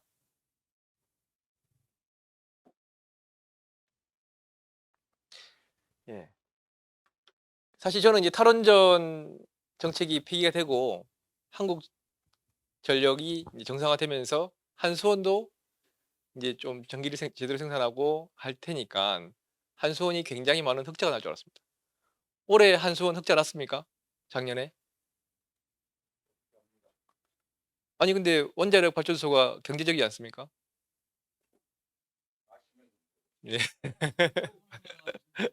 예. 아니 여러분 원자력 발전소는 경제적입니까? 경제적이지 않습니까? 경제적이죠. 제일 싼 에너지 발전 논원이지 않습니까? 그러면 당연히 시장 원리에 따르면은 돈을 벌어야 됩니다. 예. 아니 멀쩡한 사회라면은 좋은 것은 더 많이, 안 좋은 것은 적게 하는 게 당연하죠. 그래서 저는 작년에 한손이 돈을 좀 벌었는 줄 알았어요. 근데 적자가 났답니다. 이해가 가지 않죠? 그래서 봤더니 한수원의 전기는 한국전력에서 싸게 사간다고 합니다. 싸게 사가고요. 그 다른 민간 발전사들의 전기는 비싸게 사가고 있습니다. 전기에 꼬리표가 붙습니까? 전기에 어떤 전기는 이거는 녹색 전기, 이거는 회색 전기, 이거는 분홍 전기, 이거는 와인같이 빈티지가 붙는 게 아니잖아요. 전기는 똑같은 전기를 사는데 가격이 너무나 다르고 심지어는 한수원이 적자가 날 정도로 가격 차이가 심합니다. 그렇다면은 왜 우리가 한수원의 전기를 직접 살 수 있는 권리는 없을까? 고민해 봐야 됩니다. 한수원의 전기가 저렇게 싼데 왜 내가 저 전기를 사용해서 좋은 사업을 할 수 없을까? 과연 월성 1호기의 경제성이 없는 것일까? 앞서 말씀해 주신 것 같이 월성 1호기나 고리 1호기 같은 게 경제성이 없다고 하지만 어떤 사업자가 나타나서 그 시설들을 매입을 해서 직접 활용할 수 있다면 과연 그때도 경제성이 없을 것인가? 고민해 봐야 되는 겁니다. 그래서 경제성 평가를 할 때 과연 저게 한전에서 사는 가격이 기준이 돼야 되는 것인가? 아니면은 시장에서 부를 수 있는 가격이 기준이 돼야 되는가? 너무 당연하죠, 그죠? 근데 그걸 가지고 지금 계속 싸우고 있는 겁니다. 실제로 전기사업법을 자세히 보시면은 잘 안 보이면 안 보이는데요. 자세히 보시면은 이 부칙이 있습니다. 부칙에 보시면은 당시의 전기사업법 입법이 굉장히 테크니컬하다는 걸 알 수 있습니다. 겉으로 전기사업법 당시에 이제 전력산업촉진법이 있었겠죠, 그죠? 그거는 이제 뭐 외국에 번역이 되어서 알려졌을 겁니다. 그래서 이제 우리나라가 아까 말씀하신 4대 개혁을 하고 특히 전기사업에서 자유화를 도입한다 라는 게 모두 적혀 있었을 것 같지만 자세히 보시면은 부칙에 뭐라고 써 있죠? 전기 판매 사업 허가를 당분간 내주지 마라 라고 하는 부칙 조항을 숨겨놨습니다. 그래서 이 조항 때문에 산업부 장관은 전기 판매 사업을 허가해주고 싶지만 해드릴 수 없습니다 라고 하는 게 있었는데 이제 그 기간도 지났어요. 기간이 지났기 때문에 산업부에서는 더 이상 전기 판매 사업 허가를 안 내줄 명분은 없습니다. 그리고 우리 국민들은 모두 직업의 자유가 있거든요. 저도 전기를 팔 수 있고 여러분도 전기를 팔 수 있습니다. 그러니까 나는 전기 판매 사업자가 하고 싶어 라고 해서 법에서 요구하는 요건을 맞춰서 신청을 하면은 전기 판매 사업 허가를 산업부에서 받을 수 있는 것입니다.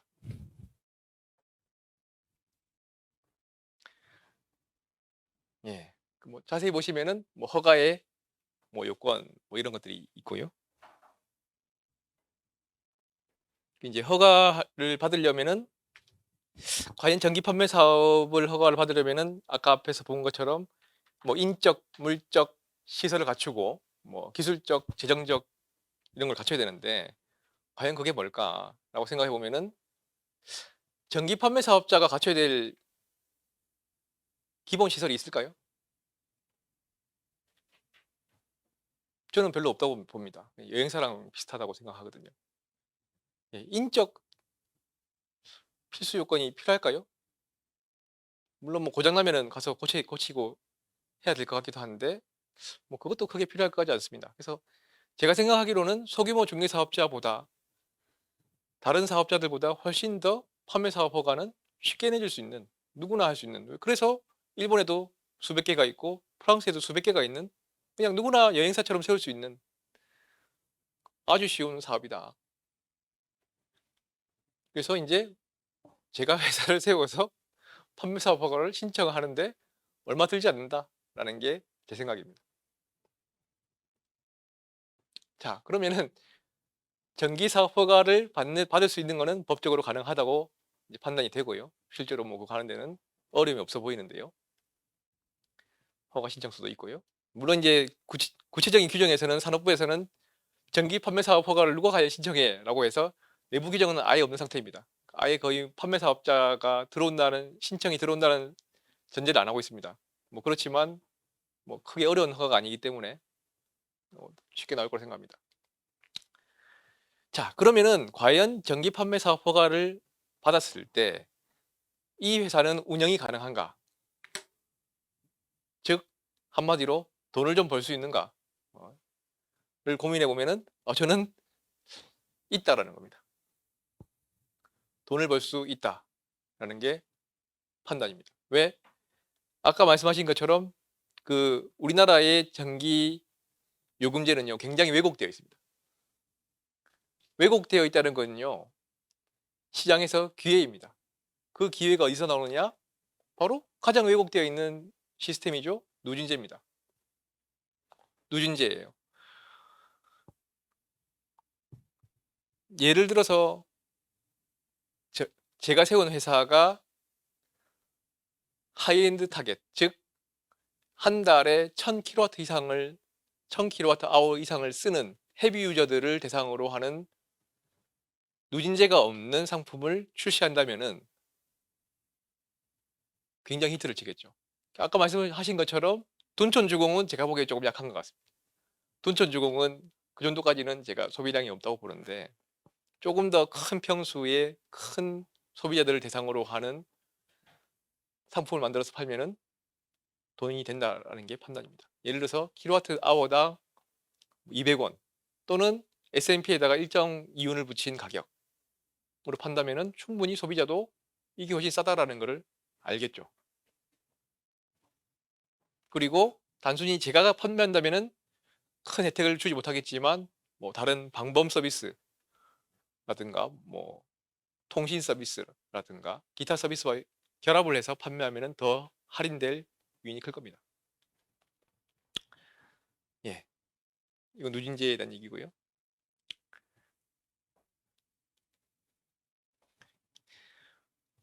그리고 이거는 이제 법 개정의 문제이긴 한데요. 제가 판매 사업을 받아서 세워가지고 운영 허가도 받아서 돈을 벌고 있으면서 그럼 당연히 한전은 지금까지 추세대로 누진제를 없애려 할 겁니다. 누진제를 완화하겠죠. 경쟁자를 밖으로 쳐내기 위해서. 그럼 결국은 한전은 누진제를 점점 완화해서 이 경쟁 사업자를 죽이려고 할 겁니다. 그리고 한전은 승리할 겁니다. 왜 승리할까요?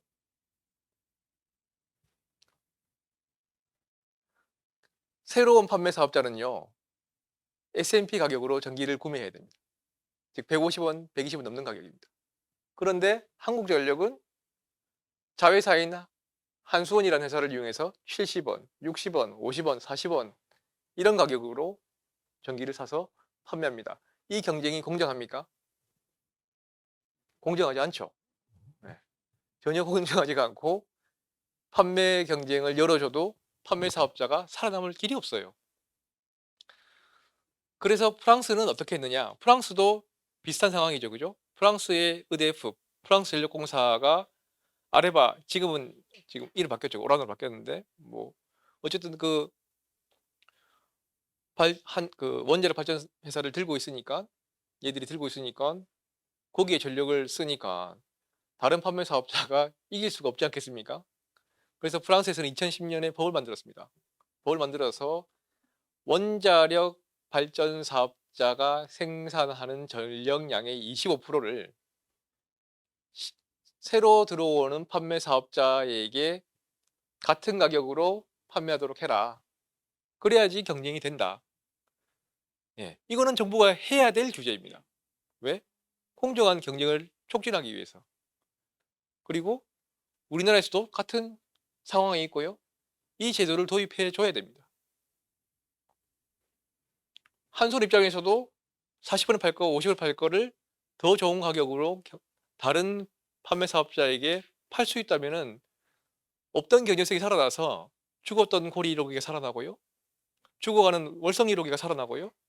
죽어갈 월성 2호기도 살아납니다. 그리고 원래는 안 지어졌어야 될 발전소도 만들어지겠죠. 그래야지 더 값싸고 경쟁력 있는 발전소가 만들어지게 되는 겁니다. 그런데 지금의 독점 규제 시장에서는 그런 게 만들어질 리가 없고 킬로와트당 40원, 50원을 팔아도 살아남을 수 있는 원자력 발전소가 오히려 경제성이 없다면서 죽어가고 하는 이런 일들이 벌어지는 겁니다. 예. 이제 한전은 사면 초과에 몰리기 시작합니다. 예. 점점 그 민낯이 드러나고 있죠.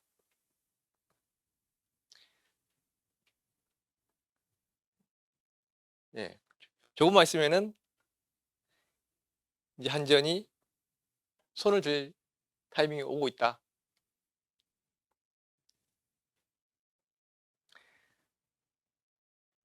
예. 최근에는 이제 마지막에 제가 한번 한전에 제안했던 내용을 끝으로 한 번 더 소개하면서 발표 마치겠습니다. 저는 한전의 2013년도에 한전 그 시설 부담금하고 요금제에 관해서 약관을 개정하는 데 참여를 했었습니다. 그리고 한전에 대해서 굉장히 많은 애착이 있고 한전이 잘 됐으면 좋겠다라는 생각을 하고 있는 사람이고요. 그래서 최근에 40조에 대한 적자가 났다고 하길래 그 기업 사내 유보금이 있으니까 그거를 좀 선불로 받아서 한번 이거를 활용을 해보자라고 해서 이제 한전에게 선불 요금을 받고 전기 요금을 할인해 주는 제도를 만들어 보자라고 제안을 했는데 한전은 전혀 생각이 없습니다. 예. 그냥 어려우면 국가에서 도와주고 어려워야지 전기 요금 좀 올려주고 제 생각하고 거꾸로 가는 거예요. 저는 더 좋은 걸 해야지 한전이 살아남겠구나 했는데 그게 아니었어요, 이 사람들은. 어떠한 상황에서 살아남는다. 우리가 어떠한 경영을 해도 살아남는다. 이게 지금 독점의 폐해라는 겁니다. 그래서 우리가 어렵지만 돈이 별로 안 벌리겠지만 판매 사업 허가를 받을 만한 회사를 하나 세워서 한전이 더 이상 독점 체제를 유지하지 못하도록 견제를 시작해야 된다고 생각합니다. 이상입니다. 제목을 저는 이렇게 생각해 봤습니다. 원전 산업 민간 개방을 포함해서 발전 사업도 진정한 경쟁 체제가 돼야 된다. 아까 판매 경쟁 말씀하셨습니다. 그게 그렇게 했으면 좋지 않겠느냐 그랬지만 지금 뭐 말씀하셨지만 우리 발전 사업도 아직 경쟁 체계가 아닙니다. 그래서 한번 제가 뭐 전력 산업의 미래를 한번 생각해 보겠습니다. 우리 2050 탄소 중립한다고 하고 있는데 탄소 중립은 요즘 봐 갖고서는 꼭 지켜야 될 것 같습니다. 그때 100% 지킬지 뭐 80% 지킬지 90% 지킬지는 모르겠지만 하여튼 그 방향이 맞는 방향이라고 생각합니다. 여기 탄소 중립은 에너지 수요라고 얘기했는데 제가 이게 전력 에너지 수요의 급증입니다. 지금 산업 및 수송 에너지가 전기 에너지로 바뀔 거고요. 또 에너지 다소비 신사업, AI라든지 데이터 센터라든지 수많은 말한 미래 신사업이 전력 수요로 바뀔 겁니다. 근데 전 정부가 탄소 중립 2050 하면서 전력 수요를 현재 2.1배에서 2.3배로 했는데 사실 상당히 어떻게 보면 적습니다. 지금 트렌드로 본다면 그러니까 앞으로 20몇 년 후에 전력 수요가 2배, 3배 이렇게 늘어날 가능성이 얼마든지 탄소 중립을 하면 있다고 봅니다. 저 최근에 용인 반도체 단지에 원전 10기가 여기 기가라고 제가 그냥 썼는데 원전 10기 분량이 필요하고 데이터 센터 신촌량이 77기가입니다. 현재 엊그제 우리 전력 수요가 얼마였냐면 94기가입니다. 그러니까 이 정도의 어마어마한 신에너지, 신전력 에너지가 필요한 걸로 생각하고 있습니다. 제가 2년 전인가 작년 봄인가 그래도 이 현 정부의 에너지 캠프에 있었는데 그때 고민을 좀 했습니다. 에너지 분과 담당이었고 전 정부는 그냥 탈원전 그래 갖고 완전히 없애는 공약을 갖고 왔는데 그러면 우리는 어떻게 할 거냐? 우리도 그러면 뭐 원전을 50% 60% 진다고 갈 거냐? 이런 고민을 다른 사람하고 했었고, 우리가 뭐 확실한 거는 계속 운전하고 멈춘 신한울 3, 4호기 건설은 그건 뭐 가시적으로 넣었지만 그다음에 원전 비율은 넣지 못했습니다. 그 이유가 저희도 어떤 국민 컨센서스를 통해서 어 그거를 가지려고 했고, 거기에 보면 원전 재생에너지의 조화로운 고려를 통해서 합리적인 믹스로 바꾸겠다. 이 공약이 저는 가장 중요하다고 생각하는데, 아직 1년이 밖에 안 돼서 아직은 정부가 여기에 답을 내지 못하고 있습니다. 그 밑에 자료는 지금 10차 수급 계획의 자료입니다. 10차 수급 계획 자료를 보면 석탄화력이 뭐 반으로 줍니다. 원전은 뭐 신규 건설되는 게 없기 때문에, 지금 신규로 들어가는 게 없기 때문에 176 테라와트 아워에서 230 테라와트 아워로 한 20-30% 늘어납니다. 또 지금 현재 태양광 24기가 정도 되는데 태양광 업자들이 15만입니다. 이게 현실입니다. 앞으로 미래 전력 산업을 봐야 되는 발전 분야의 현실입니다. 그리고 제가 지금 이제 서울대 정책센터에서 그 원전하고 아까 공약을 얘기를 했는데, 원전하고 신재생 조화를 고려한 뭐 바람직한 에너지 믹스에 대해서 현재 이제 계산을 하고 있습니다. 여러 가지 시나리오 계산을 하고 있는데, 거기에 신재생하고 원전을 50대 50으로 했을 때 여기에 제외된 거는 무탄소 가스 터빈입니다. 그러니까 신재생하고 원전만 있는 게 아니고 우리 그 운용 그 어떤 플렉서빌리티가 높은 전원은 가스 터빈이거든요. 그 가스 터빈은 무탄소 가스 터빈이라고 하는데, 수소냐 암모니아냐 이런 건 앞으로 기술적으로 해결할 거라고 보고 있고, 그 무탄소 가스 터빈이 한 23% 됩니다. 근데 그거의 소스는 결국은 신재생이냐 원자력이냐 거기서 올 거고, 아니면 부족하면 수입해 온다고 하고 있습니다. 근데 수입해 오는 것보다는 우리가 만드는 게 좋다고 생각하고, 그렇게 보면은 이게 이게 혼자 들어갔네. 그렇게 보면은 어, 어, 그 중에 한 시나리오 중에서 원전하고 신재생을 50대 50으로 한다면 원전은 66기가, 현재의 한 2.7배, 태양광은 250기가 10배, 풍력도 10배, 이 정도 되는 그런 전력 시장이 형성돼야 됩니다. 석탄화력은 재료 또는 남아있는 거 있으면 CCUS로 유지하게 됩니다. 최근에 잘 아시다시피 우리나라 에너지 안보가 얼마나 중요한지 잘 아실 겁니다. 94% 수입하고 있고 우크라이나 사태 때문에 주기적으로 에너지 가격은 반복되고 있습니다. 그런데 지난 정부에서 법적으로 많은 걸 못 박아놨는데, 에너지 장기 계획이 이 중요한 이렇게 우리나라에서 에너지 장기 계획에 법적 근거가 없어졌습니다. 보면 탄소 중립 녹색 성장 법에 들어가 있었는데, 그것도 23년 올해 4월에 이제 에너지 기본 계획처럼 기본 계획을 수립해야 되는데, 2030년 NDC 그것만 해놓고 42년 스팬이 20년입니다. 42년의 에너지에 대해서 전혀 말이 없습니다. 그래서 우리나라의 장기적인 에너지 계획이 없습니다. 그래서 그런 상황입니다. 제가 전력 수신화 구조는 너무 많이 설명을 하셨기 때문에, 현재 발전 사업은 한전의 자회사하고 그 민간 발전회사가 돼 있고, 또 구역전기 사업자라고 허용돼 있는데 어느 정도 있는지는 잘 모르겠습니다.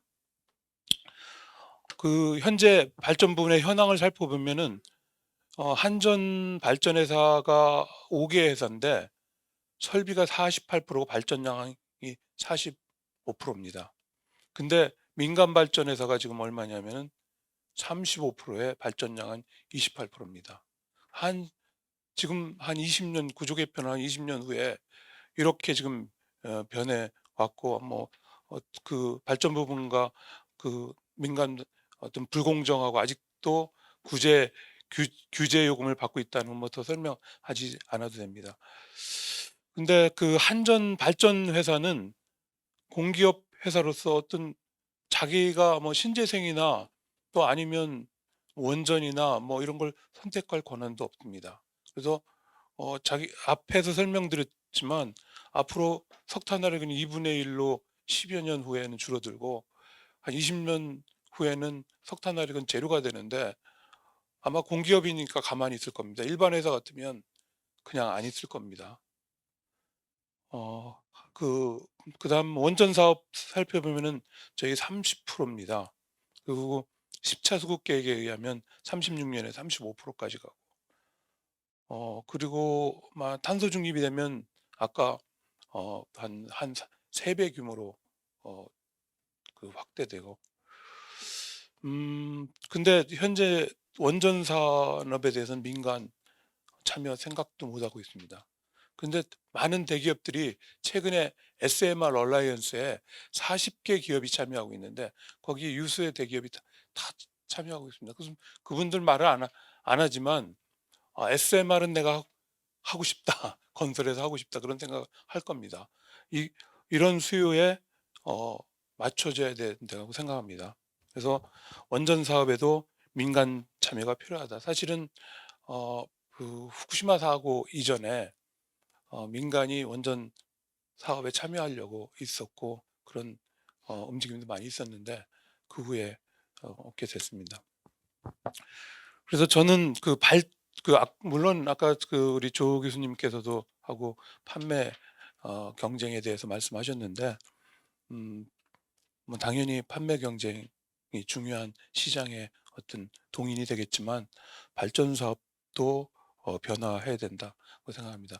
이런 생각을 아마 많은 분들이 하게 된 또 다른 이유가 뭐냐면 지난번 탈원전 할 때 목소리 낼 수 있는 사람들이 없었습니다. 다 공공 분야에 있었고 뭐 많은 분야 어느 원자력 연구원 같은 경우는 정책 연구비가 없어졌고 한수원도 제대로 얘기를 못했고 애경련도 뭐 그 탄소 중립에 대해서 경제성 분석도 해서 발표도 못했습니다. 다 공공 분야여갖고 근데 그렇게 탄소 중립은 뭐냐면 탄소를 배출하는 것부터 다른 무탄소 전원으로 가는 건데 석탄화력은 전 정부에서 살아났습니다. 추가로는 안 했지만 그 이유가 뭐냐면 민간이 하고 있기 때문에 없애지 못했어요.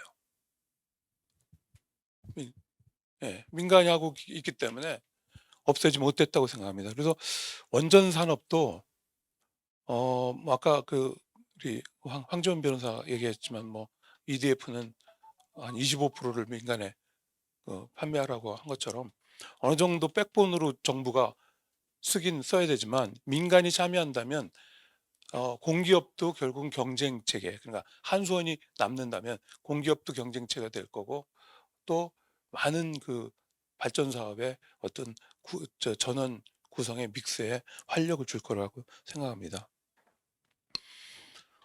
저는 지금 그 방안으로서는 신규 원전이나 SMR에 대해서 민간 참여를 허용하는 게 어떤가 그렇게 저는 생각합니다. 예, 방금 소개받은 김기수 변호사입니다.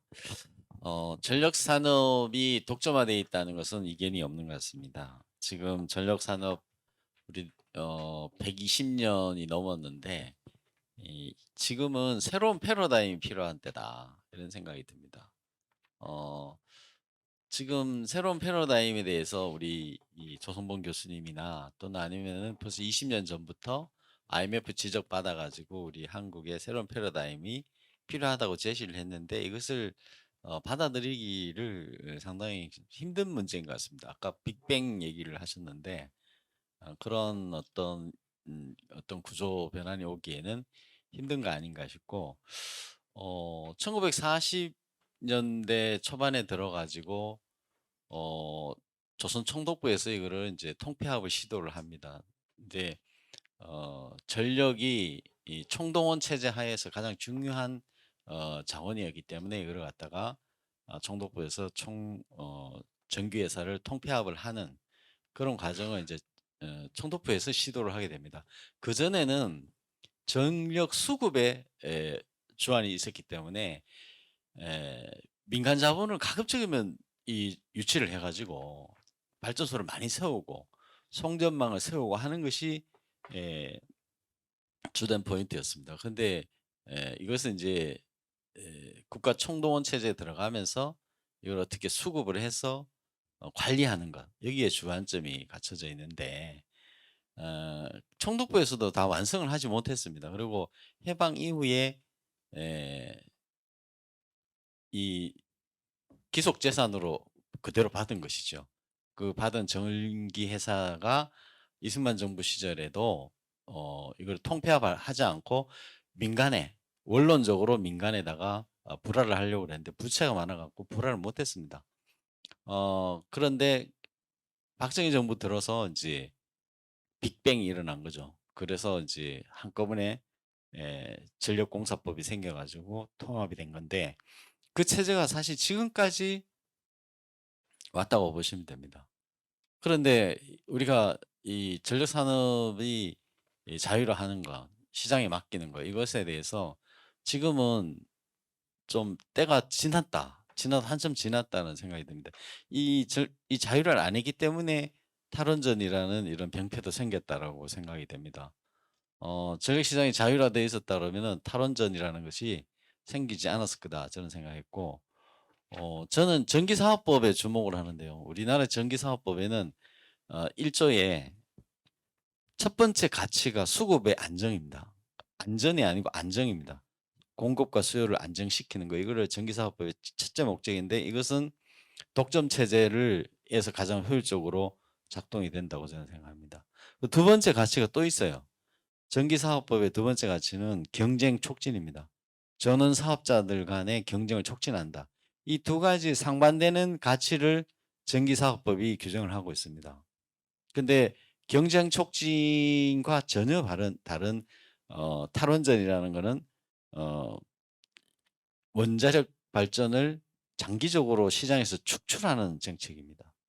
그렇기 때문에 문재인 정부에서 한 탈원전은 법적 근거가 하나도 없는 거예요. 전기사업 그대로 놔두고 장기적으로 시장에서 축출하는 정책을 취했습니다. 그렇기 때문에 전기사업에 엄청 이게 반대가 되는 그런 정책이고 전기사업법에 의해서 우리가 내는 전기료의 3%를 적립을 해서 만든 전력산업기금을 가지고 헐어서 탈원전 비용으로 보전하겠다는 생각 자체도 틀려먹은 겁니다. 쓸 수가 없는 겁니다. 그게. 예. 그런 이제 이 과정이 있었는데 이 탈원전이라는 과정의 이 배경이 결국에는 값싼 원자력이라는 발전이라는 것이 있었기 때문에 가능했다는 점. 두 번째는 국가 독점 체제였다는 점. 그렇기 때문에 정치적 이념적인 그런 선동 정치가 먹혀들었다는 겁니다. 국가 독점 체제가 아니었다면은 문재인 정부에서 그렇게 밀어붙이기 힘들었을 것이다라는 것이고요. 앞으로 이런 것들에 대해서 에너지 부분이 사실은 어떻게 보면은 의식주가 보다 더 중요한 것입니다. 의식주보다 에너지가 가장 중요한 것인데 그렇다면 이게 생존의 가장 기본적인 것이라면은 이것 에너지에 대해서 우리가 정권이 바뀌고 또 뭐 어떤 정책이 바뀝니다. 그런 게다 출렁출렁 거릴 수는 없다라는 것입니다. 그래서 왜 우리가 명분을 가져야 되는 게 이런 에너지 부분에 대해서는 이제 이념적인 정치적인 틀에서 놔줘라 이렇게 해야 됩니다.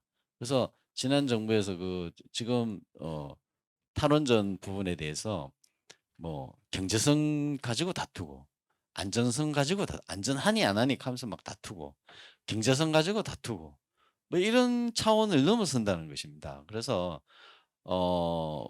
안정선 부분, 견제선 부분은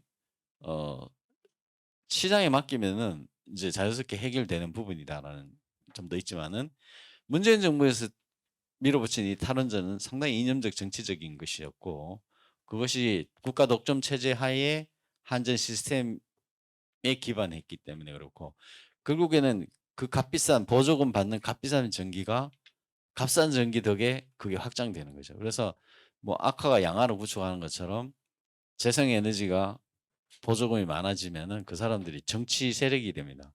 그 특정 정당을 지지할 수밖에 없는 고정표가 되고 점점 암세포처럼 늘어나서 나중에는 시장에 맡길 수가 없는 그런 상태가 됩니다.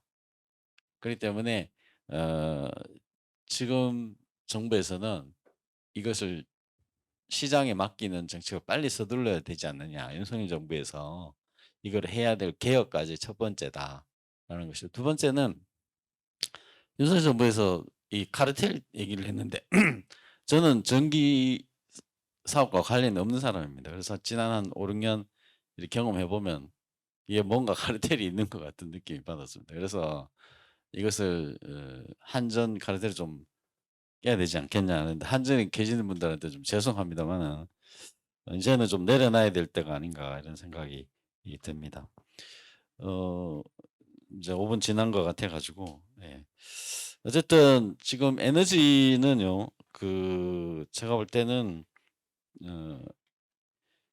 이 경쟁 촉진에 방점이 주어져야 된다라는 생각이 듭니다. 그래서 수급 안정이라는 부분도과 경쟁 촉진 이 두 가지 가치가 굉장히 전기사업법에 잘 균형이 밸런스가 맞게 법은 잘 만들어 놨습니다. 그런데 이것을 지키지 않는 것 이 부분에 대해서 우리가 경계심을 가져야 되지 않겠나 이런 생각이 들고 그 마지막으로 말씀드린 건 이 제 토론문의 제목인데요. 송배전망이 있습니다. 송배전망은 우리가 국가가 좁지 않습니까? 땅이 좁고 이러기 때문에 이 송배전망은 공적인 영역, 그러니까 규제의 영역에 놔둬야 된다.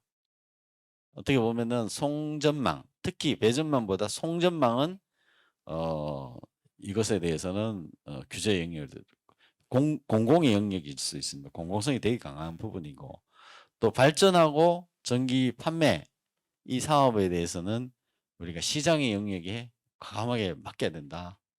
이렇게 써야 됩니다. 그래야지 시장의 판매 사업자나 발전 사업자가 시장의 영역이 많아져야지 송배전망이 보호가 될 거라는 생각이 듭니다. 이게 송배전망이 어떤 공공성 영역, 규제 영역에서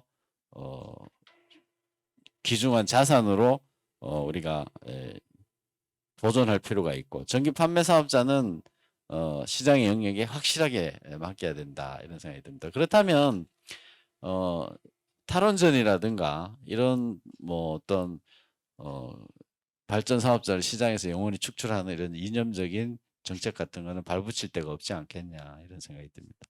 전기 요금을 아직도 전기세라고 부르는 분들이 많죠. 그러니까 이게 전기 발전 분야뿐만 아니라 소비하는 소비자도 공급자와 똑같이 이 부분을 정부 비즈니스로 또는 세금처럼 여기고 있습니다. 그래서 전기를 배급하는 방식이다 보니까 누진 요금제를 채택할 정도로 돼 있고 거기에 대해서 국민 소비자들은 당연한 걸로 그냥 받아들이는 문화가 우리 사회에 있는 것 같습니다. 민간에 이제 원자력 참여가 있으면 좋겠다. 특히 이제 SMR 신규 원전이나 SMR 건설 운영에 민간 참여 방안을 검토하는 것에 대해서 말씀하셨는데요. 실제로는 지금 민간에서도 많이 관심을 갖고 있습니다. 제가 알고 있기로는 SK 같은 데서도 굉장히 관심을 갖고 있는 걸로 알고 있습니다. 그래서 저도 이 근본적인 방안 자체에 대해서는 뭐 반대 안 하고 흥미를 갖고 있고 찬성하는 입장입니다. 근데 이제 한 가지 제 경험에 따르면 쉽지 않을 거다. 그러니까 민간 참여도 그렇고 심지어는 한수원이 SMR 하는 것도 쉽지 않을 거다. 왜 그러냐면요. 제가 예전에 에너지경제연구원에 있을 때 원자력 발전소 후보지 9군데 여건 변동 조사를 했습니다. 전라남도에 6개, 삼척에 하나, 울진에 2개 다 돌아다니면서 여권변동 조사를 한 적이 있는데요. 그 당시에나 지금이나 지금 원자력 발전소 부지는 4군데밖에 없습니다. 울진, 월성, 고리, 영광. 뭐 신월진, 신고리라고 얘기하지만 신월성 있지만 다 기존 사이트 익스텐션입니다. 추가된 거고요. 그래서 이거를 전문 용어로 뉴클리어 오아시스라고 부릅니다. 새로운 원자력 부지를 발견하기는 건 너무도 어렵습니다. 왜냐? 지역 주민 반대가 굉장히 심합니다. 그런데 가능하다면 추가적으로 2군데는 가능할 것 같습니다. 그게 바로 영덕하고 삼척입니다. 근데 영덕하고 삼척이 왜 가능하냐면 다 이유가 있습니다. 예전에 제가 지금은 7번 국도가 거의 고속도로처럼 좋지만 예전에 7번 국도를 타고 가면요. 삼척에 완전히 허름한 아스팔트 길이었다가 경북 울진 넘어가면 길이 좋아져요. 왜냐면은 주변 지역 지원에 관한 법률에 의해서 발전소 주변 지역 지원에 관한 법률에 의해서 울진이라든지 이런 데 굉장히 많은 지원금이 나옵니다. 지역사회 굉장히 좋습니다. 학교 컴퓨터라든지 그 지원이 굉장히 좋거든요. 전전년도 원자력 발전량의 몇 퍼센트, 0.02%인가 그래야 지원금이 나옵니다. 그래서 지역사회가 굉장히 발달되어 있습니다. 삼척하고 영덕 사람들이 생각하기에 이렇습니다. 가만히 있어보자. 이게 사고 나면 우리는 다 죽는데 돈은 울진 사람들이 다 보내. 그러니까 이 사람들이 배가 아프기 시작한 거예요. 그래서 삼척하고 영덕에서 우리도 짓자. 그런 여론이 생겨서 실제로 영덕은 거진 다 됐고 삼척은 거기도 뭐 후보지도 됐었죠. 지난 정권에 이제 안 됐는데 이제 11차 전력수급 기본계획에 의하면은 아마 새로운 부지가 선정될 가능성도 있습니다. 그러면 이제 영덕은 다시 이제 할 가능성이 있고요.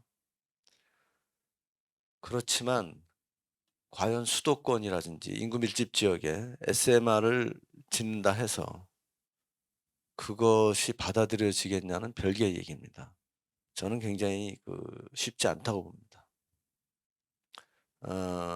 우리나라는 수도권이라든지 인구 밀집 지역 5km 안에는 아파트 한 채가 거의 하나씩은 있습니다. 거의 불가능합니다. 그리고 SMR은 기술적으로는 거의 문제가 없습니다. 예, 이건 뭐 다 안정적이거든요. 그런데 뭐 이게 왜 문제가 되냐면은 입지 문제 때문에 반대가 굉장히 심할 거다. 그러면은 시골에 SMR을 지어봤자 그 무슨 의미가 있습니까? 어차피 멀리 떨어진 지역에 지을 바에야 그냥 뭐 지금 1400 좋은 걸로 짓는 게 낫죠. 문제는 이제 송전입니다. 분산화 관련된 문제에서 송전이고요.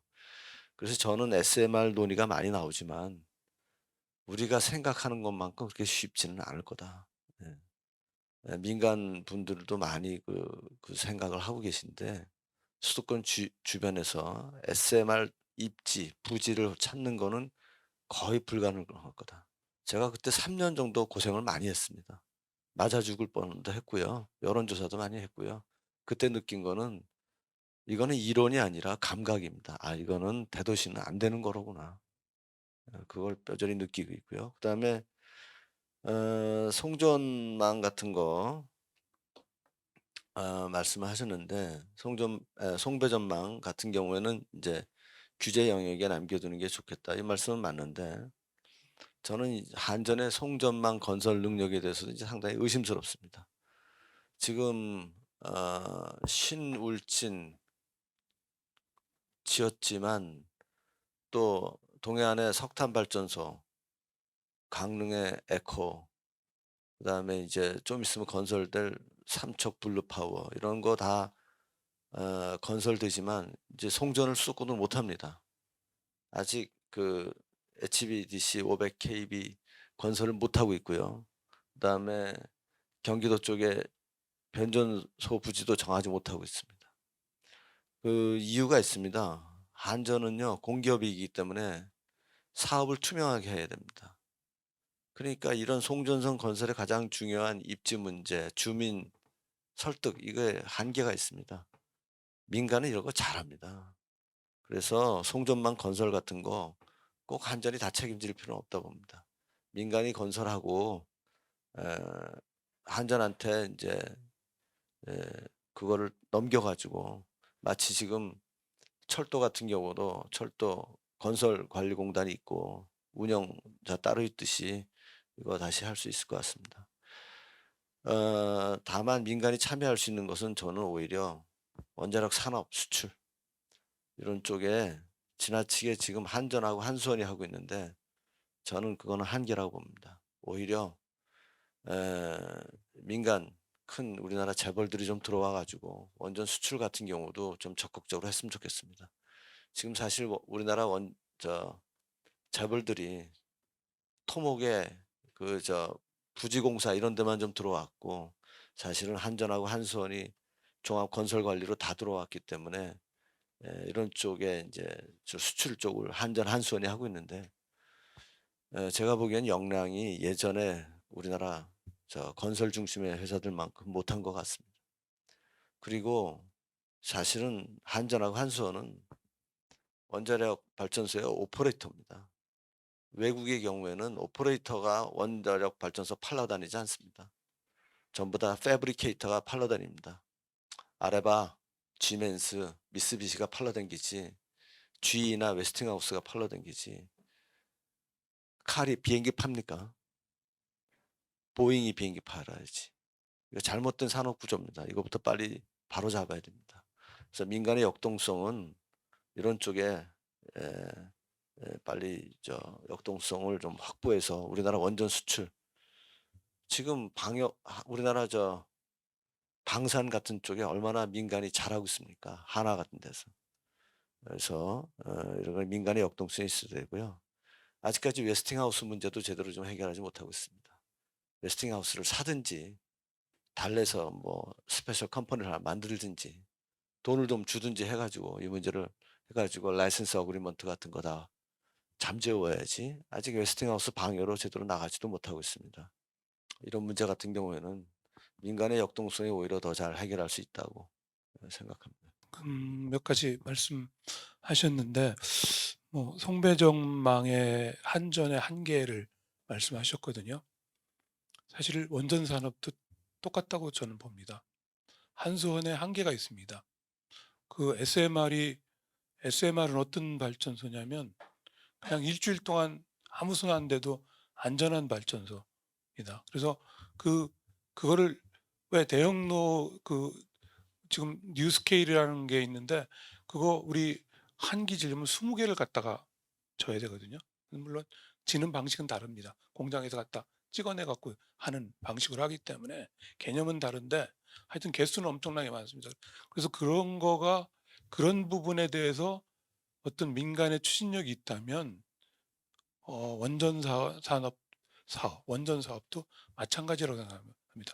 저는 수출에 대해서는 동의합니다. 그 정말 수출 우리 공기업이 하니까 뭐 그냥 왔다 갔다 하는 경우도 많이 있는 것 같고 좀 답답합니다. 그래서 수출이 민간이 참여하려면 결국은 어느 그룹인가는 원전 사업을 해야지 권한이 있습니다. 한전이 갖고 있고 두산이 갖고 있는데 어느 그룹이 팔러 다닐 수 있겠습니까?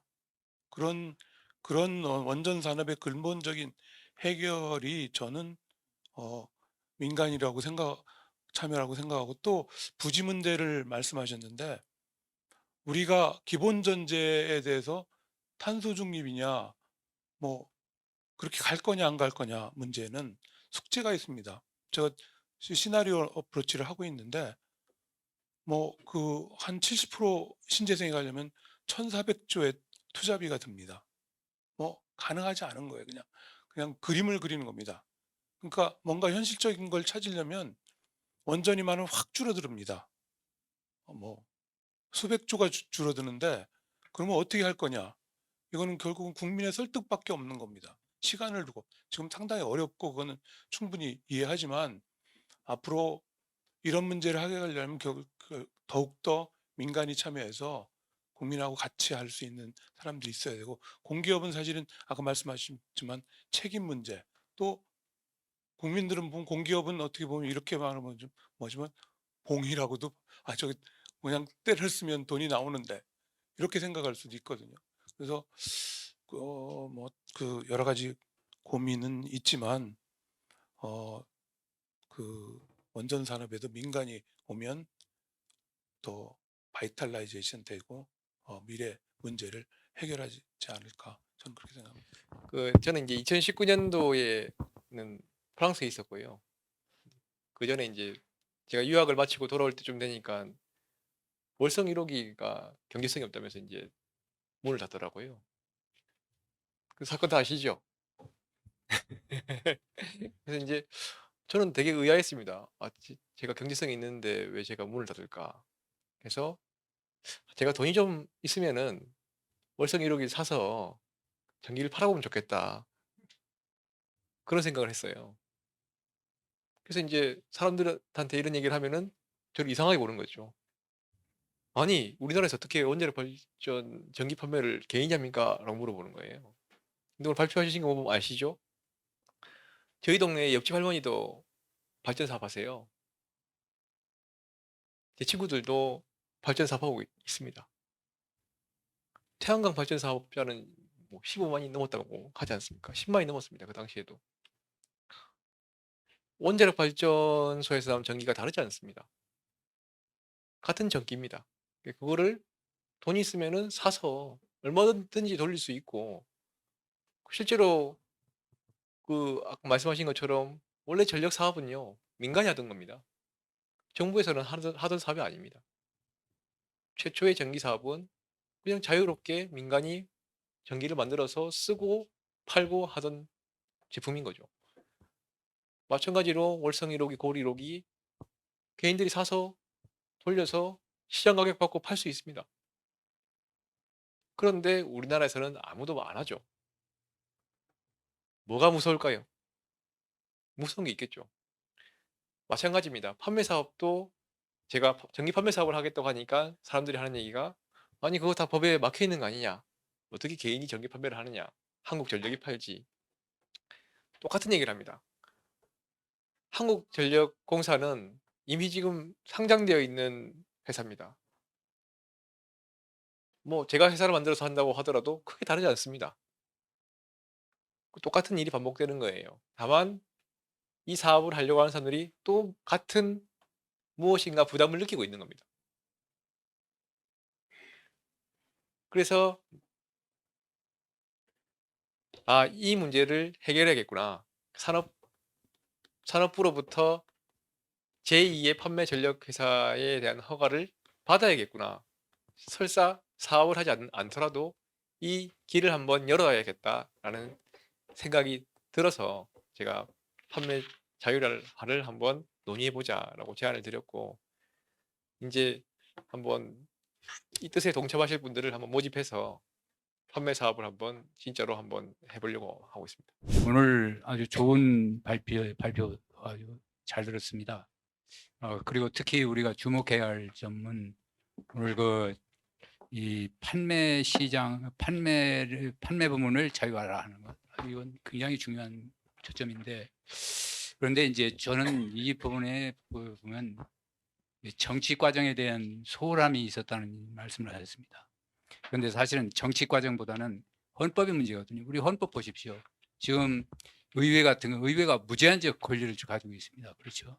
의회 뭐 다수가 정하게 그러면 모든 걸 다 법으로 정하는 그런 식으로 정해져 있습니다. 그리고 그래서 정치 질서에 문제가 있다라는 저는 생각입니다. 정치 질서에 문제가 있고 정치 질서를 해결하는 방법은 이제 헌법 문제인데, 정치 질서라는 게 헌법 아닙니까? 헌법인데 이 헌법이 헌법 보면 거의 이건 정말 이게 헌법이 우리 과연 이게 자유주의를냐 하는 어떤 우리 여기서 말씀을 드려도 좋을 것 같습니다만은, 그 김정호 원장, 옛날에 자유기업원 원장이었던 그분이 이제 쓴 보고서를 보면은 우리 헌법이 사회주의 헌법에, 그러니까 그 당시에 이 논문이 아마 1989년 이전인데, 그러니까 사회주의가 이제 붕괴되기 이전이죠. 이전에 쓴 글인데 보면은 완전히 중국에 더 가까운 헌법인데, 이런 헌법 속에 우리가 살고 있습니다. 그런데 이런 헌법 속에서 과연 이게 자유 정치인들이라는 게 정말 좀 보십시오. 뭐 완전히 그 유권자의 선호에 좌우되기 때문에 그래서 이게 헌법을 고치지 않으면 참 힘이 든다. 특히 아까 말씀하신 이제 판매 부분의 자유화라고 하는 게 사실은 소비자들이 선택권 아닙니까? 선택권인데 그 소비자들의 선택권인데 소비자들이 글쎄요 소비자들하고 유권자들하고 전혀 차이가 있습니다. 소비자들한테는 당장 뭐 보십시오. 소비자들로서 농산물 있죠. 농산물 수입하는 것, 수입 금지하는 것, 그러니까 농산물 보호주의 있죠. 보호주의가 서울에 사는 사람들이 농산물 보호주의를 반대를 한다고. 농산 보호주의를 찬성하는 투표율이 굉장히 높거든요. 시골에 농촌에서 농사 짓는 사람들이 농산물 수입하는 거를 금지 박아야 되는데 서울 사람들이 농사 짓는 거 전혀 관계가 없지 않습니까? 그러니까 이런 사람들이 하기 때문에 정말 이게 유권자라고 하는 게 정말 참 정치 소비자하고 유권자하고 전혀 다른 차원인데 보면은 이게 유권자들한테 움직이는 이 정치가들 이거를 막기 위해서는 이 헌법이 좀 고쳐져야 되는 게 아니냐. 우리가 헌법을 생각해야 된다는 생각이 여기까지 말씀드리겠습니다. 오늘 참 고맙습니다.